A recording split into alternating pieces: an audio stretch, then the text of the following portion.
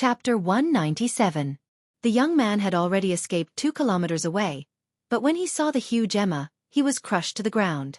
He immediately made a turn in the air and flew back. He shouted to the bald middle-aged man, "Let me do it!" As he spoke, his right arm turned into a flaming red chain blade and was about to kill Emma. When the bald middle-aged man saw him condense the flaming red chain blade again, his expression changed greatly.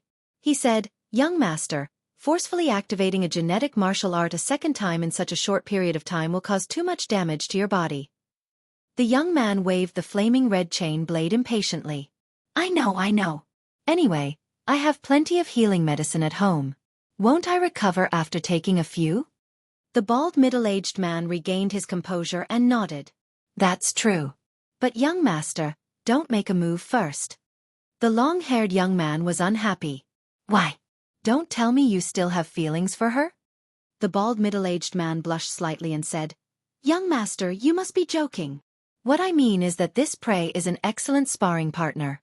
Young master, wait until you recover your strength before continuing to spar with her. Your battle experience and battle awareness will increase quickly. Who knows, whether you can break through your limits or not will depend on her." When the long-haired young man heard this, his face lit up. "That's good too. But you said that I can break through on her. You are insulting me."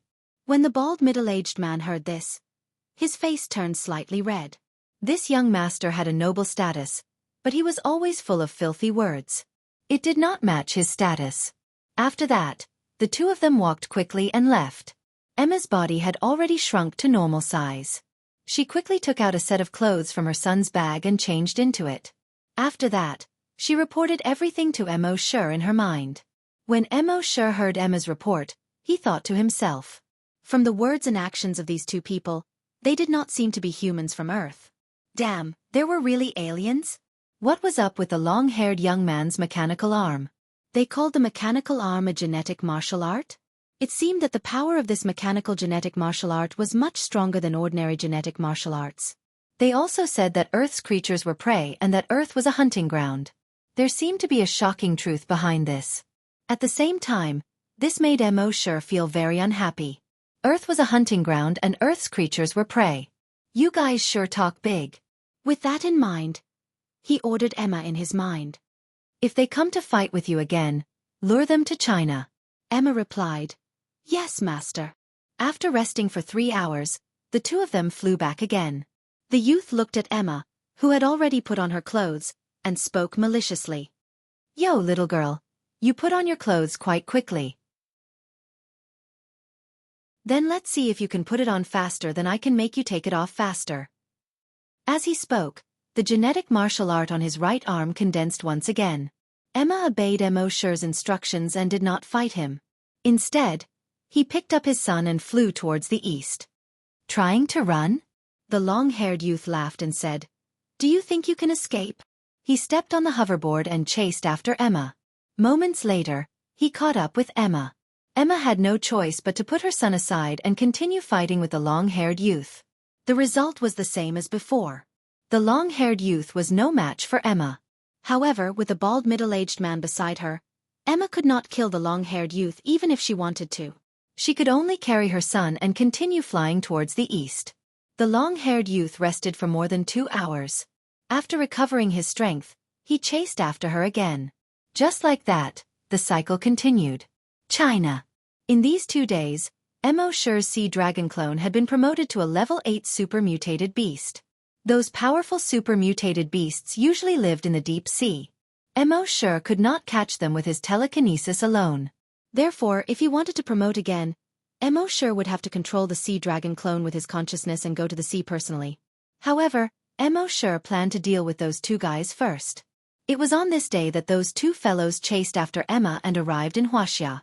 The bald middle-aged man said, "Young master, after these 2 days of fighting, your combat experience and combat awareness have improved a lot. And I used my telekinesis to detect that your cells are much stronger than when you first came here. Their capacity is also much greater. If everything goes well, the next battle should be when you break through your limit." Hearing this, the long-haired youth's eyes were filled with fighting spirit. "Great, I've been waiting for this moment." Then, He used his hover skates to block Emma's path. He chuckled. "Little beauty, although you're not bad looking, I can't bear to kill you. But I have no choice. In order to break through, I have to bear the pain and kill you. Let this young master admire your naked body one more time." As he spoke, the flesh on his right shoulder wriggled quickly and quickly wrapped around the mechanical arm on his right hand. The flaming scythe condensed once again. It was about to attack Emma. But at this moment, a figure flashed and blocked in front of Emma. This person was slender and had a cold gaze. He was dressed in black. It was none other than Wuxia. Seeing this, the youth frowned slightly and stared at Wuxia. "You bumpkin, don't block me from admiring the body art." In his opinion, this blood-kindred woman was already the strongest existence in the first hunting ground. This man who suddenly appeared naturally couldn't be stronger than this blood-kindred woman. Therefore, he didn't take Wuxia seriously at all. When Emma saw Wuxia appear, she heaved a sigh of relief. Wuxia turned around and said to Emma, "You're tired. You're tired. Go rest." Emma nodded respectfully. "Yes, master." As she spoke, she flapped her wings and flew down. She carried her son and flew into the distance. She knew her master's strength. Even if she wanted to watch from the side, she had to stay as far away as possible. Otherwise, if she was caught in the crossfire, she would be seriously injured even if she didn't die. Seeing this bumpkin of the hunting ground ignore him, the long-haired youth couldn't help but feel annoyed. A lowly human, just a prey, dared to ignore a hunter like him. Courting death. Thinking of this, the flaming chain blade on his right arm was about to attack Wuxia. But at this moment, the bald man beside him suddenly changed his expression. When he looked at Wuxia, it was as if he had seen the most unbelievable thing in the world.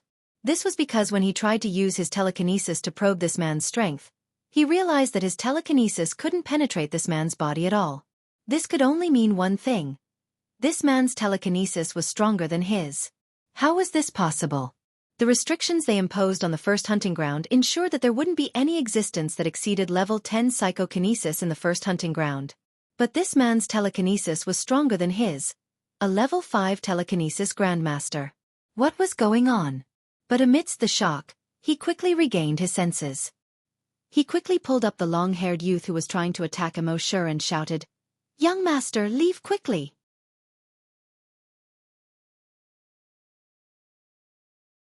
Chapter 198. Young master, leave quickly. The bald middle-aged man realized that Wuxia's telekinesis was far stronger than his. After a short moment of shock, he quickly shouted to the young man beside him. The young man did not understand why a level 5 psychic master would be afraid of a low-level hunting ground native. However, when he saw the panicked look on the bald middle-aged man's face, he realized that things were not going well. He quickly adjusted his flying hover shoes and traveled 1,000 meters in a second, quickly escaping into the distance. Even so, the bald middle-aged man knew that the young master's chances of escaping were slim. He quickly gathered his telekinesis. All the telekinesis of a level 5 psychic master was directed at Wuxia. However, at the next moment, Wuxia's dragon will spread out. The ferocious and domineering dragon will instantly suppress the telekinesis of the bald middle-aged man back into his body. At the same time, the long-haired young man, who had escaped 2 kilometers away, seemed to have lost control of his flying hover shoes. He immediately fell from the sky. However, before he hit the ground, he was lifted up by an invisible force.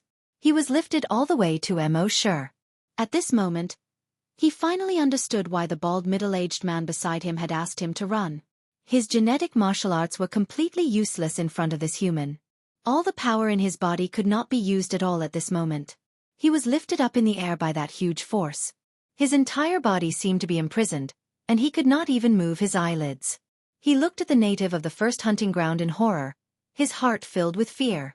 How could this native be so strong? When the bald middle-aged man saw Wuxia staring at the long-haired young man, he quickly shouted at Wuxia, "No, you can't kill the young master. Otherwise, the first hunting ground will face a huge disaster. All the living creatures in the first hunting ground will die." Rip! As soon as he finished his words, the long-haired young man was torn into pieces and flew far away. Fresh blood splattered in the wind, looking like wine-red pearls under the sun. Wuxia then turned his head and looked at the bald middle-aged man. No one liked being threatened, especially when he was threatened by someone who was a weakling in his eyes. Therefore, Wuxia did not hesitate to tear the young man into pieces. With his current draconic will, wouldn't it be a piece of cake for him to tear a level 10 great hunter in half? When the bald middle-aged man saw this, his expression became extremely unsightly. You're finished. All of you are finished. When Master is angry, millions of corpses will fall and blood will flow for thousands of miles. Your entire hunting ground is finished. Rip, before he could finish his words, the bald middle-aged man was torn to pieces. Blood splattered all over the ground. Until his death, he couldn't figure out how an aboriginal with such strong telekinesis could appear in the first hunting ground. As a level 5 psychic master, even if he were to go up against a level 6 or level 7 psychic master, he would still be able to put up a fight. In addition to his many trump cards, even if he couldn't win, escaping would be a piece of cake. However, facing this native of the first hunting ground, he did not even have the chance to use his trump card. In the distant sky, Emma saw this scene and felt even more reverence for Wuxia's strength. She originally thought that even if her master could crush these two enemies, he would still need to use the shocking power of the Blood Buddha. However, she did not expect him to use his telekinesis to tear the two of them into pieces so easily. That's it? Using a popular Eastern saying from 30 years ago, it would be, "I've already taken off my pants and this is all you show me?" Compared to more than 10 days ago when he fought against Count Dracula, her master's strength seemed to be much stronger. Back then, Count Dracula's strength was about the same as her current strength. Her master still needed the gigantic Blood Buddha to suppress him. However, her master could easily tear these two enemies who were stronger than him into pieces. It was clear that her master's strength had indeed increased by a lot. At the same time, Wuxia landed on a huge rock. He squinted his eyes and went through the memories that he had just plundered from the two of them. After a long while, Wuxia slowly opened his eyes. In his eyes, there was a trace of shock, a trace of anger, and a trace of indignation. It turned out that Earth was really just a hunting ground. All living things on Earth were just prey for others, including humans. 30 light years away from Earth, there was a planet called the Flaming Continent. Whether it was in terms of technology or biological genes, it was much more advanced than Earth. The humans there searched for life planets in the universe and used them as hunting grounds. On these life planets they released viruses. When these viruses infected the creatures on these planets and powerful infected creatures appeared, they would come to these planets and hunt these infected creatures. This included the local natives. Earth was the first of all their hunting grounds, so it was called the first hunting ground. Tens of thousands of years ago, they had already released various viruses on Earth. Virus X, zombie virus, blood-breed virus. However, on Earth, the infected creatures caused by these viruses were too weak for them. Therefore, very few people visited Earth. With the strength of this long-haired young man, he did not dare to go to other hunting grounds. He could only come to Earth and try to break through his limits. After understanding this, Wuxia did not know what to feel in his heart. The humans on Earth were self-righteous and thought that the human civilization they had built was very powerful.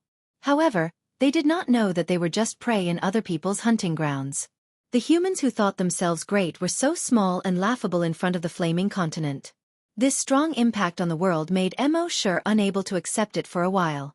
Pessimism? Despair? Fear? It seemed to be a little bit of both, but it also seemed to be none of them. However, after only 10 minutes, Wuxia's emotions slowly calmed down. He had the sign-in system and could rise at a speed these people could not imagine. His goal was the Titan Dragon. So what if it was a hunting ground? So what if it was prey? Soon, I will let you know who is the prey. Who is the real hunter? Wuxia looked towards the southern sky, his clear and cold eyes blazing with a surging fighting spirit. Next, Wuxia ordered a virus clone to go to the South Pole. It was to guard beside the blood-colored waterfall and report to him immediately if anything happened. He knew from the memories of the two that the blood-colored waterfall at the South Pole was the only teleportation coordinate. If the people of the Flaming Continent wanted to come, they could only teleport there. He wanted to destroy that place, but from the memories of these people, he knew that it was just a coordinate. Even if he destroyed the blood-colored waterfall in Death Valley, the coordinates would still be there. Therefore, there was no need to waste time going there. At the same time, Mo Shi also felt a sense of urgency in his heart. The long-haired young man he had just killed was the son of the hunting ground owner. He had lost contact with the hunting ground owner's son here. It would not be long before the hunting ground owner would send someone to find him. He might even personally bring someone to find him. And their strength was 100% higher than that of a grand hunter. Scavenger. That's why you can't guess.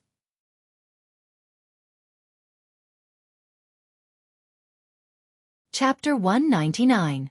From the memories of the two, Mo Shi knew that there were no corpse hunters on the Flaming Origin continent. The lowest level was hunter. Everyone was no longer an ordinary human when they were born.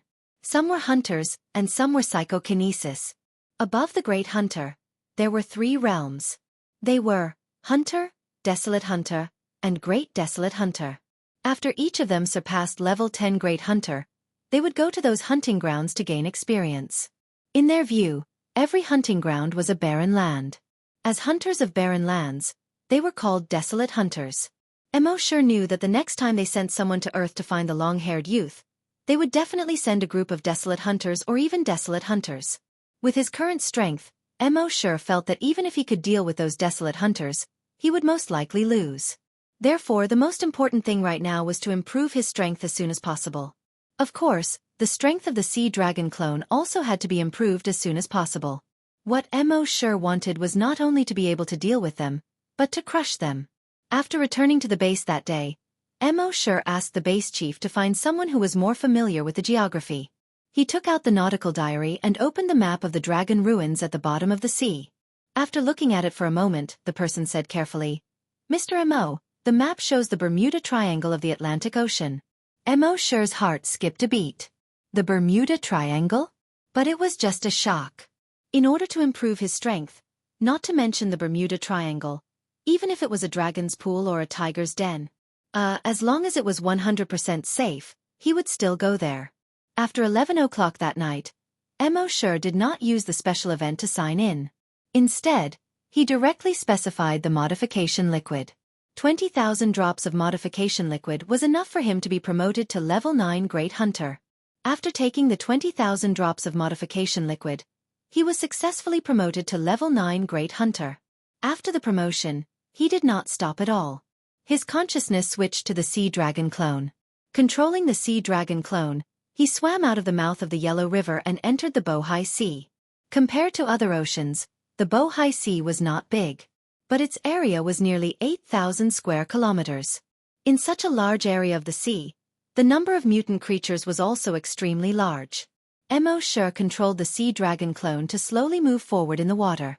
Seeing the 28-meter-long Sea Dragon clone, the mutant fish and shrimp swayed their bodies and swaggered over. All of them turned around and fled in panic. Mo Shi was too lazy to chase after them. These were all super mutant beasts below level 5, and were of little use to the current Sea Dragon clone. His dragon will continue to scan his surroundings. Soon, a level 10 super mutated beast appeared more than 30 kilometers away. It was a mutated devilfish that was 30 meters long. Mo Shi nodded. Level 10 super mutated beast, that was his goal. He controlled the Sea Dragon clone, swaying its tail and moving its limbs. Soon, he entered the sight of the mutant devilfish. When the mutant devilfish saw that this creature dared to intrude into its territory, it immediately opened its mouth and hissed. Roar! Although it was in the middle of the sea. However, he could still feel the aura of its roar. Under normal circumstances, the other mutated creatures would have turned around and fled upon hearing its cry. However, Mo Shi ignored it and continued to swim toward the mutant devilfish. Seeing this, the mutant devilfish couldn't help but roar angrily again. Roar! The next moment, its whole body leaped like lightning and swam toward Mo Shi. Mo Shi sneered in his heart. His dragon will instantly spread out. If his original body was here, he could tear the mutant devilfish into pieces with his level 3 dragon will. However, the Sea Dragon clone could only withstand level 2 dragon will. Even with level 2 dragon will, the tail of the mutant devilfish had been torn apart. The mutant devilfish screamed in pain. It continued to struggle in the sea. Mo Shi took the opportunity to swim over. He swung his tail violently. Slap! It hit the head of the mutant devilfish hard. The sharp blade on the tail directly cut open a bloody wound on the head of the mutant devilfish. The wound was so deep that bones could be seen. The sea was suddenly dyed red with blood. Emosure controlled the sea dragon clone, and its sharp claws slashed across the abdomen of the mutant devilfish. Rip! A large piece of flesh was torn out of its abdomen. After the sea dragon clone swallowed half of the flesh, it opened its mouth again and bit the mutant devilfish. The mutant devilfish was furious. It could clearly feel that its strength was much stronger than its opponent, but it couldn't beat him. How could it not be angry? In its anger, it didn't retreat. Instead, it continued to open its mouth and bite Emosure's sea dragon clone. At this moment, Emosure's dragon will spread out again. It directly attacked the brain of the mutant devilfish. The mutant devilfish felt a sharp pain in its brain and almost fainted. Emosure took the opportunity to bite the back of the mutant devilfish with his huge mouth that was 7 to 8 meters long. The back of the mutant devilfish was originally covered with a layer of horny armor that was extremely hard. However, the teeth of the sea dragon clone were far sharper than the teeth of ordinary mutated beasts. After biting through the back of the mutant devilfish, Emosure controlled the sea dragon clone, and its body kept rolling. Death roll. After rolling more than 10 times, the horny armor on the back of the mutant devilfish, along with a large piece of flesh, was directly peeled off. Several bones were directly exposed to the sea. The surrounding seawater was dyed red. It was as if a large amount of blood mist was rising. Ow! Hiss! The mutant devilfish once again let out a hissing sound. However, it wasn't a threat this time, but a scream. The shrill scream traveled along the seawater and spread over a radius of more than 10 kilometers. Within 10 kilometers, all the mutant beasts trembled in fear when they heard the screams, and quickly retreated into their respective caves. The mutant devilfish still wanted to escape. However, Emosure's sea dragon clone's huge mouth directly bit its head this time. The sharp teeth directly penetrated its skull. In the end, the mutant devilfish struggled for a moment, roared a few times, and slowly quieted down. The sea dragon clone was already a level 8 mutated beast. Coupled with the level 2 dragon will, it was not a problem to kill a level 10 mutated beast that was 2 levels higher. After more than 20 minutes, the sea dragon clone had completely devoured the level 10 mutated beast. Its body length had now reached 29 meters. Its level had also risen to a level 9 mutated beast. It was only a hair's breadth away from becoming a level 10 mutated beast. Emosure controlled the sea dragon clone and killed another level 10 mutated beast. After devouring it, the sea dragon clone successfully became a level 10 mutated beast. At this time, the sea dragon clone was completely able to withstand Emosure's level 3 dragon will. Emosure couldn't help but feel a little excited. Now that it had become a level 10 mutated beast, the next step was to evolve into a dire beast.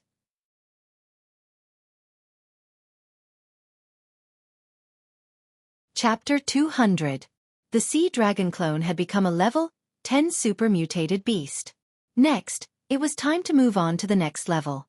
Emosure learned from the memories of the two people from the flaming beginning continent that the level after the super mutated beast was called the desolate beast. The desolate beast was much stronger than a level 10 super mutated beast. In the next few days, Emosure searched for level 9 and level 10 super mutated beasts in the Bohai Sea to devour. There were about 50 level 10 super mutated beasts in the 8,000 square kilometers of sea. As for level 9 super mutated beasts, there were more than 1,000 of them. After Emosure devoured so many level 9 and level 10 super mutated beasts, the sea dragon clone still couldn't evolve. It wasn't because it had reached its limit. The sea dragon clone's strength was one realm higher than Emosure's. Therefore, for it, the limit should be a level 10 dire beast. The reason why it couldn't evolve after devouring so many mutated beasts was because the energy it devoured wasn't enough for it to evolve. Emosure had to leave the Bohai Sea and swim to the East China Sea. Along the way, Emosure would let the sea dragon clone devour any level 9 super mutated beasts they encountered. After reaching the East China Sea, he searched for level 10 super mutated beasts with his dragon will and continued to devour them. After 2 days, he devoured 5 level 10 super mutated beasts. Emosure could feel that the sea dragon clone's strength was increasing. But obviously, it was still some distance away from evolving into a desolate beast. At the same time, on the coastline of Dongying, a mutated crow was flying toward the sea in a hurry. As it flew, it let out a hoarse and unpleasant cry. Yeah, yeah, yeah. On the ground behind it, a green-faced zombie was also running toward the sea at an extremely fast speed. This crow was Zhao Gao, who was sent to Dongying by Qin Shi Huang to kill the evil man Su Fu. That green-faced zombie was Butcher Bai Qi.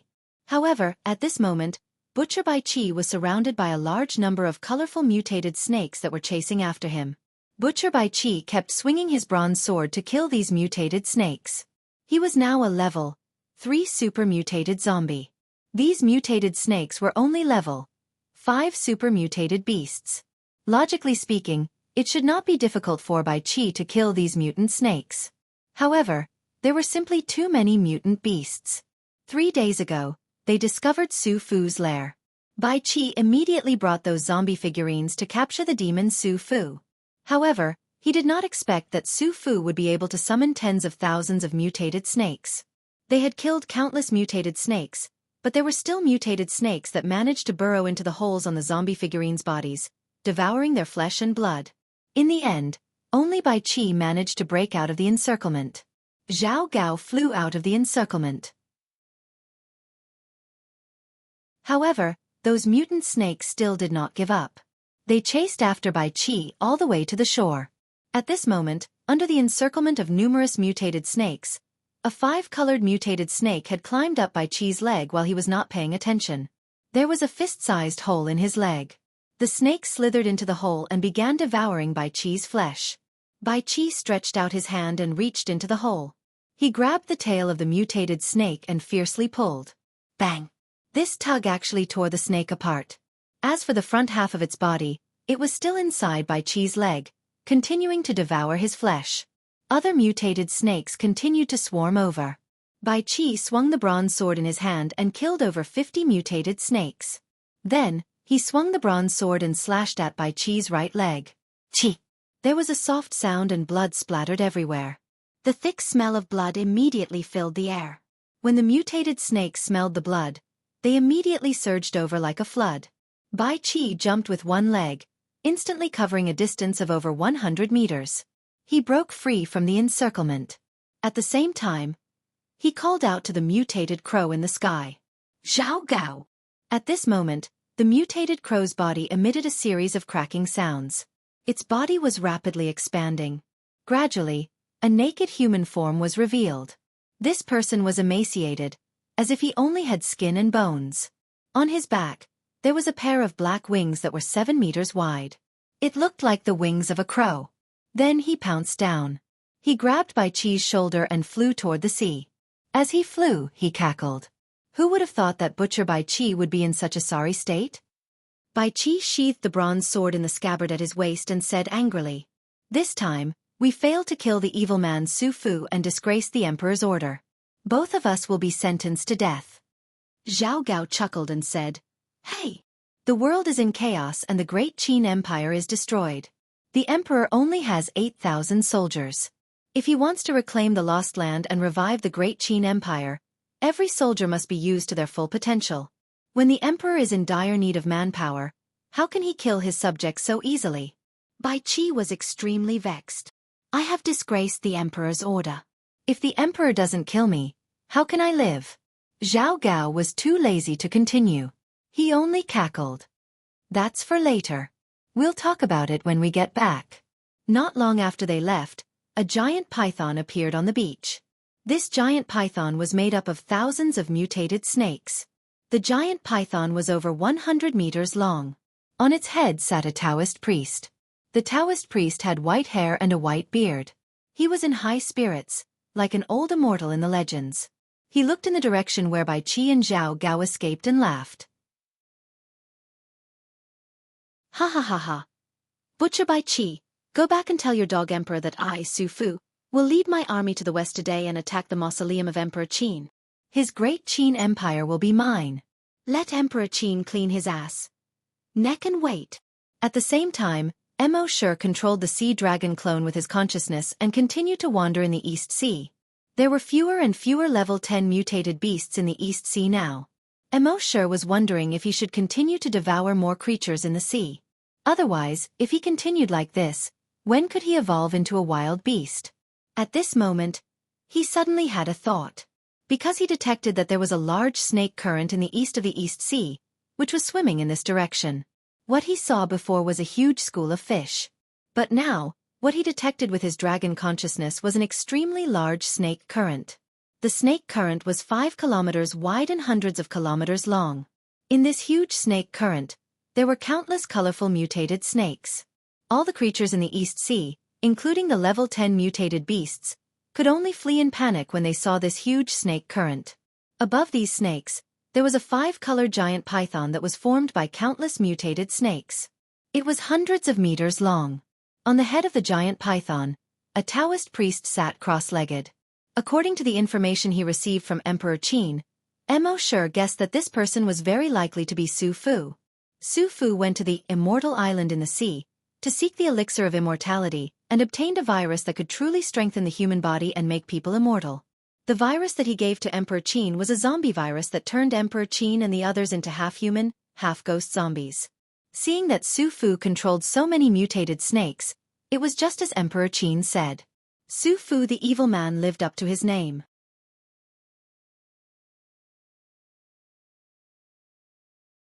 Chapter 201. When Emo detected the evil man Su Fu, he immediately controlled the sea dragon avatar to float to the surface. The white-bearded and white-haired demon Su Fu naturally also saw Emo's sea dragon clone. He could feel that this mutated beast was very strong. It was very likely that it far exceeded the strength of a level 10 mutated beast. However, he didn't even pay attention to it. Based on his understanding over the past 1,000 years, there seemed to be some kind of restriction in the entire world. Any creature that reached that restriction would no longer be able to level up. As long as this super mutated beast didn't break through the restriction, his snake tide would be able to exhaust it to death. After all, no super mutated beast could survive in this 5-kilometer wide and 100-kilometer long snake tide. The snake tide directly surged towards Emo. They tried to run over him. However, Emo's dragon consciousness directly swept across. Pa! A mutated snake directly exploded into a cloud of blood mist. It spread out on the sparkling surface of the sea. Bang!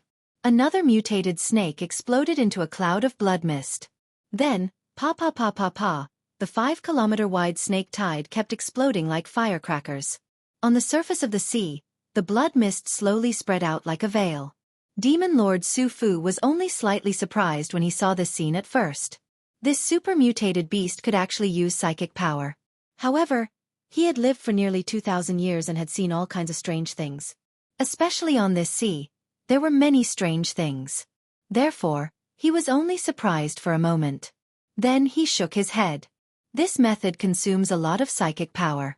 In a moment, its psychic power will be exhausted. A beast will be a beast after all. However, this thought only lasted for a few seconds. Then, he frowned slightly. Because he saw his snake tide constantly exploding, and the speed was getting faster and faster. In just 10 seconds, it had already exploded 5 kilometers long.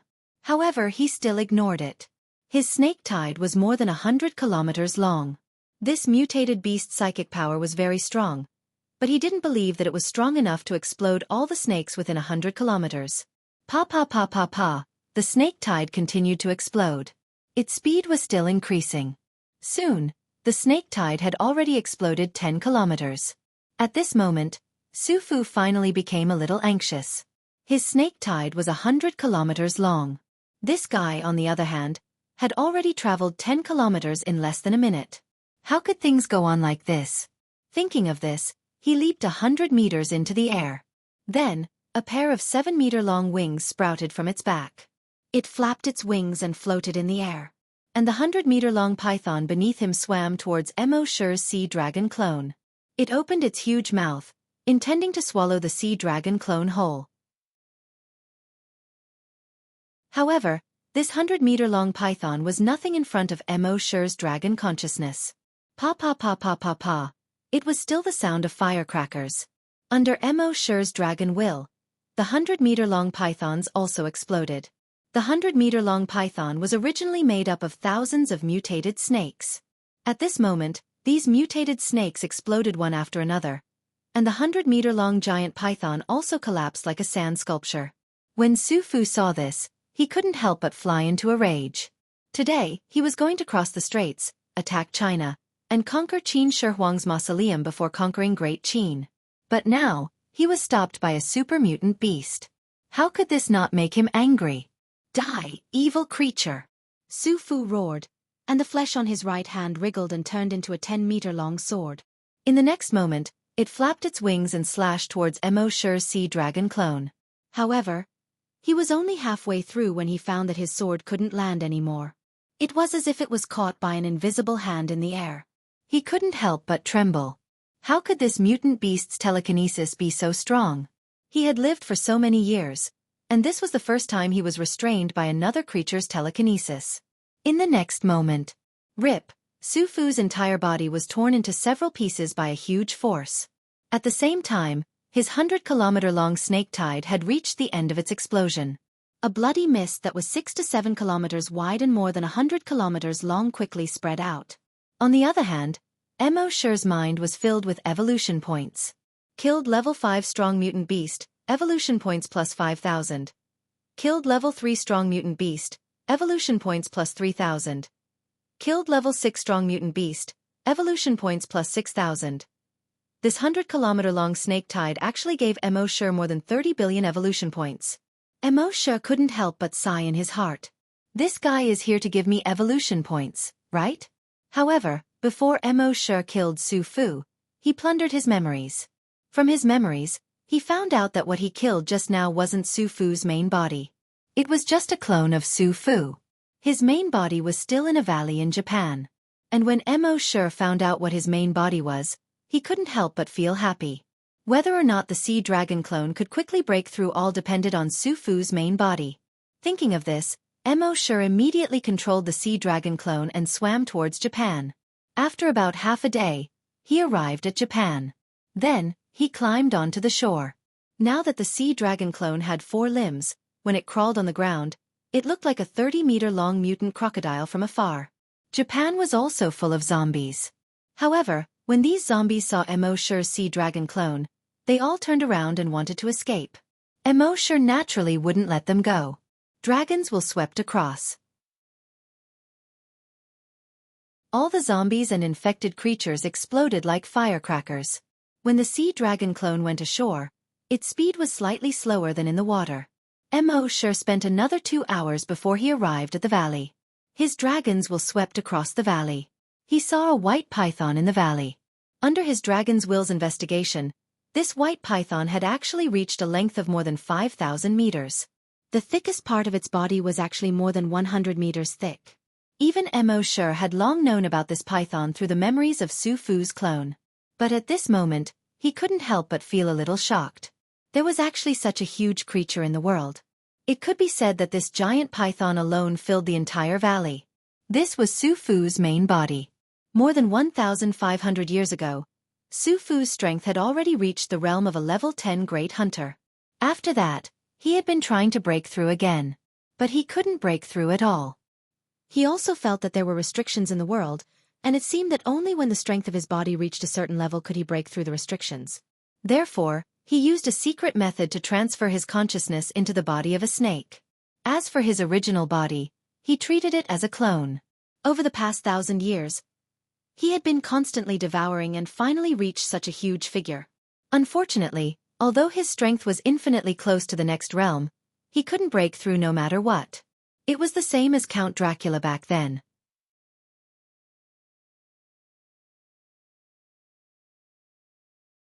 Chapter 202. Mo Shi's sea dragon doppelganger climbed to the top of the mountain. It looked down at the 5,000-meter-long python in the valley. The python's blood-red eyes alone were more than 30 meters in diameter. Every white scale on its body was half the size of a basketball court. He had seen a lot of huge creatures in the past few days in the sea. For example, a 600 or 700-meter-long mutant whale. But he had never seen a giant creature that could reach 5,000 meters long. At this time, the python had also sensed Mo Shi's arrival.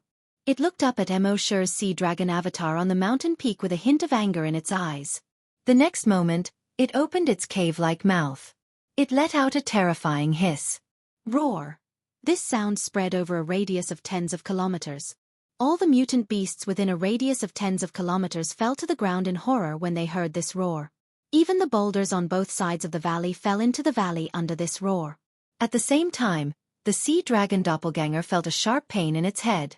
Its body faintly felt like it was about to be torn apart. Wuxia was also startled inwardly. They were both level 10 super mutant beasts, but the difference in strength was so great. It seemed that this old thing that had lived for nearly 2,000 years was not to be trifled with. Fortunately, the sea dragon doppelganger had also become a level 10 super mutant beast. Otherwise, the sea dragon doppelganger wouldn't have been able to withstand this sound wave attack. It seemed that he had to end the battle quickly. Thinking of this, Wuxia condensed his dragon will. The next moment, at an altitude of 50 kilometers above the valley, 100 dragon will meteors with a diameter of 100 meters were formed. As soon as these dragon will meteors were formed, they quickly smashed into the valley. The python seemed to have sensed that something was wrong. It hurriedly climbed up the mountain peak next to it, trying to escape. However, it was too late. Boom! A dragon will meteor directly smashed into its body. Immediately, the surrounding mountain peaks collapsed. Large boulders rumbled as they rolled down to the ground. The giant python was hit by the dragon will meteor, and the dozens of scales on its body suddenly loosened. Blood flowed out, dyeing the snow-white scales red. Wuxia was a little worried that this guy would not be able to withstand the attack of the dragon will meteor and be blasted into pieces. That would be awkward. Fortunately, this guy's body was quite sturdy, so he didn't die on the spot under the bombardment of the dragon will meteorite. If Su Fu were to know that this tiny mutated beast was worried that he would be crushed to death, he would most likely vomit blood and die on the spot. This was definitely not harmful, but extremely insulting. Boom boom boom boom boom. The dragon will meteors continued to crash down. At first, the giant python was barely able to withstand the attack of a draconic meteor. It was still struggling to escape the valley. However, with so many meteors falling from the sky, everything within a radius of tens of kilometers had already collapsed. Where could it escape to? In the end, after the 100 dragon will meteorites landed, everything within 50 kilometers had turned into ruins. The valley from before was long gone. As for the white python, its body was already badly mutilated. There was hardly a single undamaged scale. It lay powerlessly in the ruins, breathing heavily through its nostrils. Every time it breathed, it stirred up smoke and dust. Wuxia controlled the sea dragon clone, found an angle, and bit down. Roar! The white python roared powerlessly. Its body also struggled powerlessly. However, the bombardment just now had almost broken all its bones. It wanted to turn around and attack, but it couldn't do it at all. The sea dragon clone bit a bloody hole in its body. After getting into the bloody hole, it began to devour. It devoured very quickly, and in a moment, it had already swallowed more than 20 meters forward. The giant python writhed in pain, as if it wanted to throw the sea dragon clone out. However, its writhing seemed so powerless. About half an hour later, the sea dragon clone had already swallowed more than 100 meters forward. It was also at this moment that its body began to make cracking sounds. Wuxia was delighted. He was finally going to break through. Accompanied by the cracking sounds, the muscles in the sea dragon clone's body were constantly being torn apart. Because Wuxia's consciousness was in its body at this time, Wuxia felt the tearing pain. He immediately switched his consciousness back into his main body. As for what kind of pain the sea dragon clone was suffering at this time, he didn't know. As the saying goes, when there's blessings, share. If there's trouble, I'll leave first. Wuxia felt that this breakthrough, because it was a breakthrough of a major realm, would definitely take a long time. Therefore, he didn't go back for a while. He planned to wait for half an hour before going back. During this free time, he flipped through Su Fu's memories. He found that this guy's memories were actually blurry. All kinds of memory fragments were intertwined and very chaotic. It was like a ball of wool that had been played with by a naughty child. He couldn't figure it out at all. After looking at it for a long time, Wuxia felt dizzy. Wuxia could only put down these memories and ignore them. Perhaps this guy had lived for too long, causing his memories to be in chaos. Or maybe something went wrong when this guy transferred his consciousness into the python's body. Mo sure didn't bother with it anymore. After waiting for half an hour, his consciousness returned to the sea dragon clone again. At this time, the 5-kilometer-long python had been swallowed until there was not even a trace left. Mo sure was secretly amazed. What AF * king big appetite. The 5-kilometer-long python was devoured in half an hour. This sea dragon clone was too good at eating. Since it had eaten so much, its body should be extremely huge at this time. It should be at least 500 or 600 meters long, right? However, Mo sure looked at it. How could it be 500 or 600 meters long? It wasn't even 50 or 60 meters long. At this time, the sea dragon clone was only about 20 meters long. F *ck. Mo sure cussed in his heart. After swallowing a 5-kilometer-long python, not only did its body not grow longer, it even shrank. Did it have to be like this? He hurriedly checked the attributes of the sea dragon clone in his mind. Species, sea dragon. Level 3 desolate beast. Ability, evolution by devouring, dragon will attack, sound wave attack. When Mo sure saw this, his heart pounded wildly. Level 3 desolate beast. Not only had the sea dragon clone broken through, but it had also risen 3 levels in a row. It had reached level 3 desolate beast. How much energy was contained in that giant python's body? But it made sense when he thought about it. That giant python had been devouring and accumulating energy for a breakthrough for more than 1,000 years. However, because there were restrictions on Earth, it couldn't break through. But the energy had been accumulating. This energy was enough for it to break through to level 3 desolate beast. Now that the sea dragon clone had devoured it, it naturally obtained all the energy in its body. It wasn't surprising that it directly advanced to level 3 desolate beast.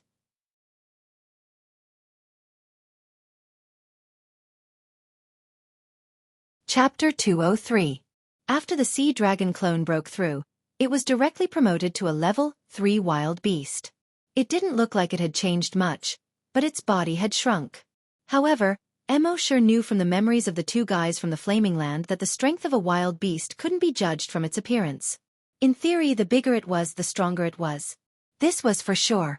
But the bigger it was, the more energy it consumed. Imagine if it was 1,000 meters long, how much food would it have to eat to maintain its energy consumption? So for thousands of years, wild beasts had evolved the most suitable way of survival for them. Usually in their ordinary form, they could only grow to 30 to 50 meters long at most. However, when they needed to burst into battle, their bodies could rapidly expand and lengthen. So at this time, the sea dragon only looked 20 meters long on the surface. In fact, its body length in its battle form had already reached more than 130 meters. The most important thing was that after evolving into a wild beast, energy had appeared in all the cells in the sea dragon clone's body. When this energy gathered together and sprayed out, the power was extremely shocking. Knowing this, Mo sure was in a good mood. Controlling the sea dragon clone, he ran towards the sea. After the sea dragon clone evolved into a level 3 wild beast, its running speed on land had greatly increased. It could reach 30 meters per second. When it came to the sea, it jumped out of the water with a splash. In the water, the sea dragon clone was much faster. It could reach 50 meters per second. Moreover, wild beasts had a natural pressure on ordinary mutated beasts. When the sea dragon clone released this pressure, all the mutant beasts within a radius of 1,000 meters scattered and fled in panic. However, Mo sure withdrew this pressure based on the principle of keeping a low profile. It swam freely in the sea. At the same time, he said in his mind, "System, sign in for a special event." Killing such a big python was naturally a special event. Soon, the system's voice sounded frowny face sign in successful. Sign in event. Killed a 1,000-year-old mutant python. Sign in reward. Immune to sound wave attacks. Mo sure checked the skill description in his mind. Frowny face, immune to sound wave attacks. Immune to any form and wavelength of sound wave attacks. The sound wave attack of the 1,000-year-old mutant python almost tore the body of the sea dragon clone apart. Now that he was immune to sonic attacks, he could treat such attacks as music to his ears. Moreover, this skill was equally effective on both the main body and the doppelganger. After signing in, Mo sure continued to wander in the sea. Now that it had evolved into a desolate beast, it was definitely an overlord in the sea. Not only in the sea, but on the entire earth, they were overlords. Even the current Mo had no chance of winning against the sea dragon clone. Because of the strength of its body, even the dragon will meteorite could only scratch it. The Qin crossbow, which was said to be able to break through all things, could only leave a shallow mark on its body. However, Mo felt that this was not enough. It wouldn't be long before the Flaming Dawn continent sent more experts over. Moreover, all of them were either scavenger hunters or scavenger hunters who were even stronger than scavenger hunters. If he were to rely on his own body, he would at most be able to reach level 10 super mutated for the time being. He didn't know if the restrictions on Earth would work on him. But even if they were useless, he would need to wait for a certain opportunity to break through to the level of a scavenger. Therefore, the best way to increase his strength now was to not try to increase the strength of the sea dragon clone. At the same time, on the coast of the East Sea, Zhao Gao took Bai Qi and fell directly on the beach. Huff! Huff! Zhao Gao gasped for breath. Bai Qi hissed, "Let's go, or the evil man Su Fu and his snake tide will catch up." Zhao Gao gasped for breath and said, "That's right. You make it sound so easy. I've been flying the whole way, and you haven't done anything at all." As he spoke, his body crackled and quickly shrank. In the end, he returned to a mutated crow. He squeaked. Bai Qi immediately grabbed Zhao Gao and put him on his shoulder. Then he strode in the direction of Emperor Qin's mausoleum. But before leaving, he looked back at the sea. He was puzzled. With the speed of Su Fu's snake tide, he shouldn't be far from us. Why can't I see him yet? The mutated crow hissed. Maybe he was delayed by something. Anyway, let's report to the Emperor first. More than an hour later, the man and the bird returned to Emperor Qin's mausoleum. They reported to Emperor Qin that Su Fu was about to lead a snake tide to attack. Emperor Qin was furious. "Su Fu, how dare you rebel? If I don't take his head, I will be ridiculed by the world." General Bai Qi, immediately lead the soldiers to set up an arrow formation. "I want this evil man Su Fu to never return." Bai Qi received the order and immediately began to set up the array. However, they set up the arrow formation and waited for a full 3 days. Su Fu didn't appear. Bai Qi was terrified. Would the emperor think that he and Zhao Gao had committed the crime of deceiving the emperor? Although Emperor Qin was puzzled, it was good news that Su Fu didn't attack. Although the Qin army's arrow formation was powerful, with their current strength, it was not enough to resist the 200-mile snake tide. After a few days, all the troops in the depths of the underground palace would wake up. At that time, it would be time to restore the prestige of the Qin dynasty. Emperor Qin and the others naturally didn't know that Su Fu and his snake tide had been destroyed by Mo. At this moment, Mo. was controlling the sea dragon clone to swim in the sea. He spread out his dragon will and constantly probed all the infected creatures around him. About half an hour later, a level 10 mutated beast appeared within the range of Mo.'s dragon will. He immediately swam towards the level 10 mutated beast. It was a mutated great white shark more than 300 meters long. It was opening its bloody mouth and swallowing any mutated fish it saw along the way. At this moment, it saw the 20-meter-long sea dragon clone appear in its sight. It immediately swung its tail and swam towards the sea dragon clone. In the eyes of this 300-meter-long mutated great white shark, the sea dragon clone was barely enough to fill the gaps between its teeth. Therefore, it didn't take the sea dragon clone seriously at all. Just like when facing other mutated beasts, it swam over with its mouth wide open. Seeing this, Mo. Smiled faintly in his heart. Let's test the strength of this sea dragon clone. He didn't use a sonic attack or an energy attack. He simply wanted to test the physical strength of the sea dragon clone. Seeing that the mutated great white shark was only 5 meters away from the sea dragon clone, Mo. controlled the sea dragon clone and turned around. The 7 or 8 meter long tail suddenly swung towards the great white shark. Because the tail was so fast, it stirred up the seawater within a 5-kilometer radius, which was surging wildly. Wherever the tail swept past, white waves rolled, forming a fan-shaped mark.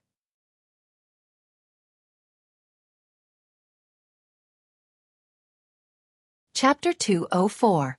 Seeing this, The mutant great white shark was shocked.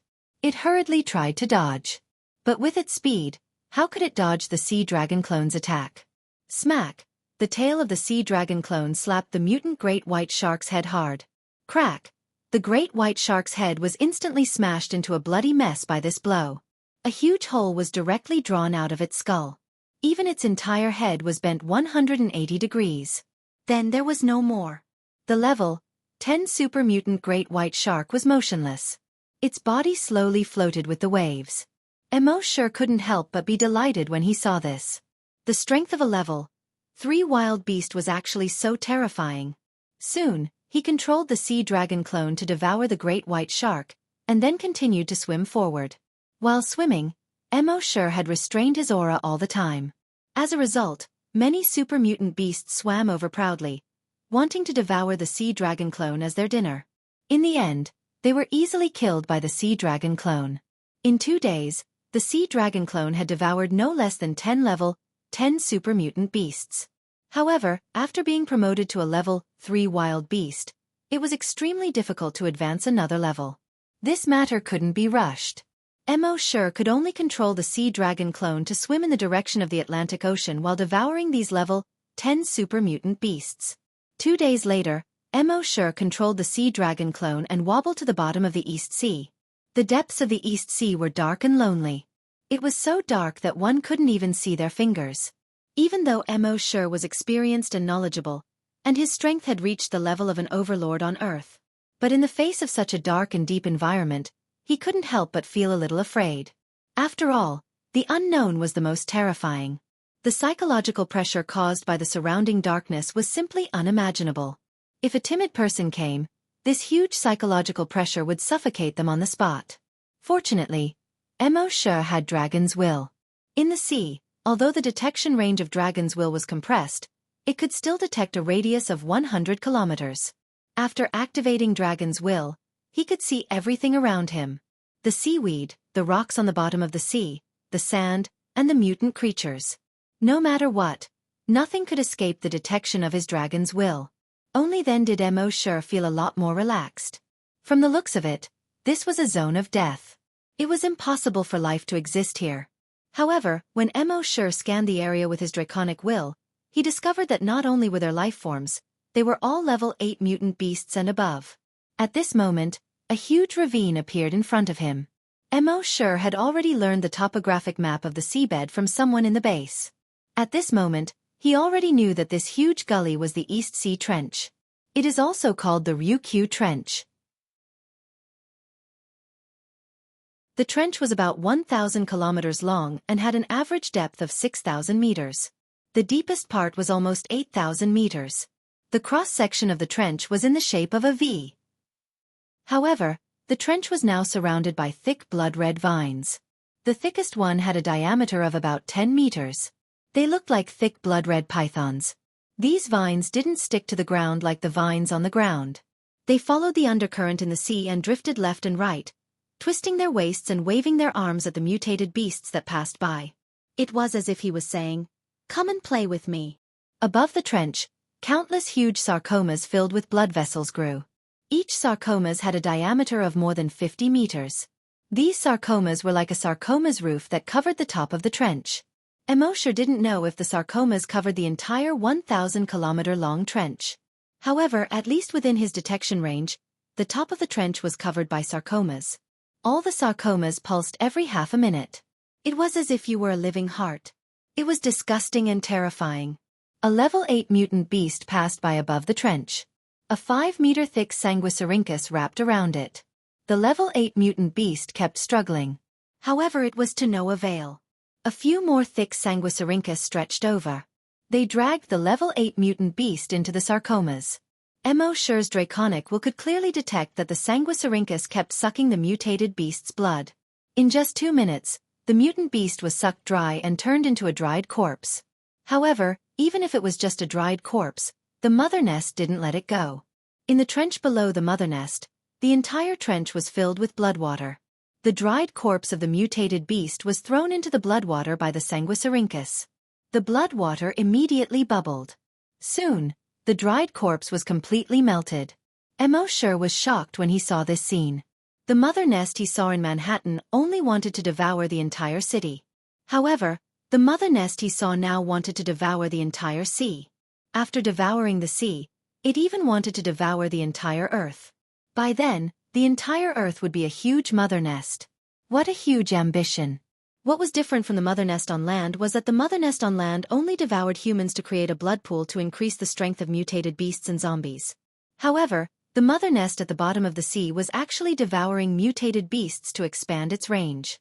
Of course, it also increased the strength of a small number of mutated beasts. All the level 10 mutant beasts in the vicinity were created by the blood pool in the mother nest. Mosher connected to the mother nest's consciousness and found that they created these mutant beasts so that they could catch weaker mutated beasts for the mother nest to absorb. At this time, more than a dozen mutant beasts had caught many mutated beasts and thrown them near the mother nest.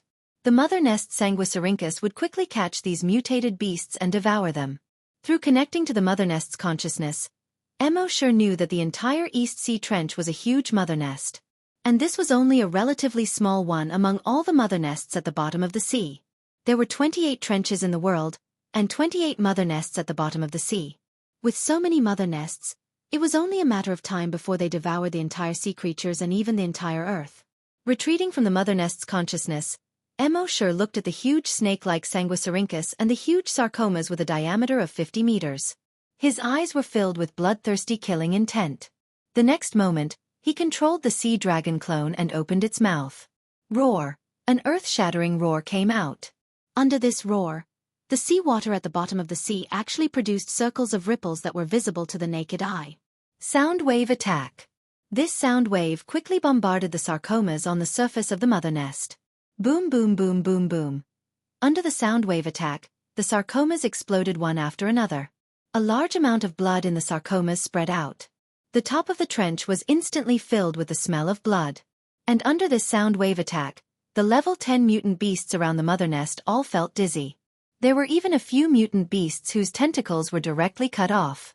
His mouth also split open with a huge bloody wound.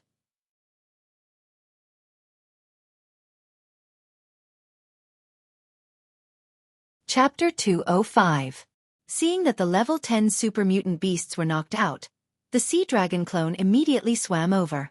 At this moment, cracking sounds came from its body. Its muscles were also wriggling quickly.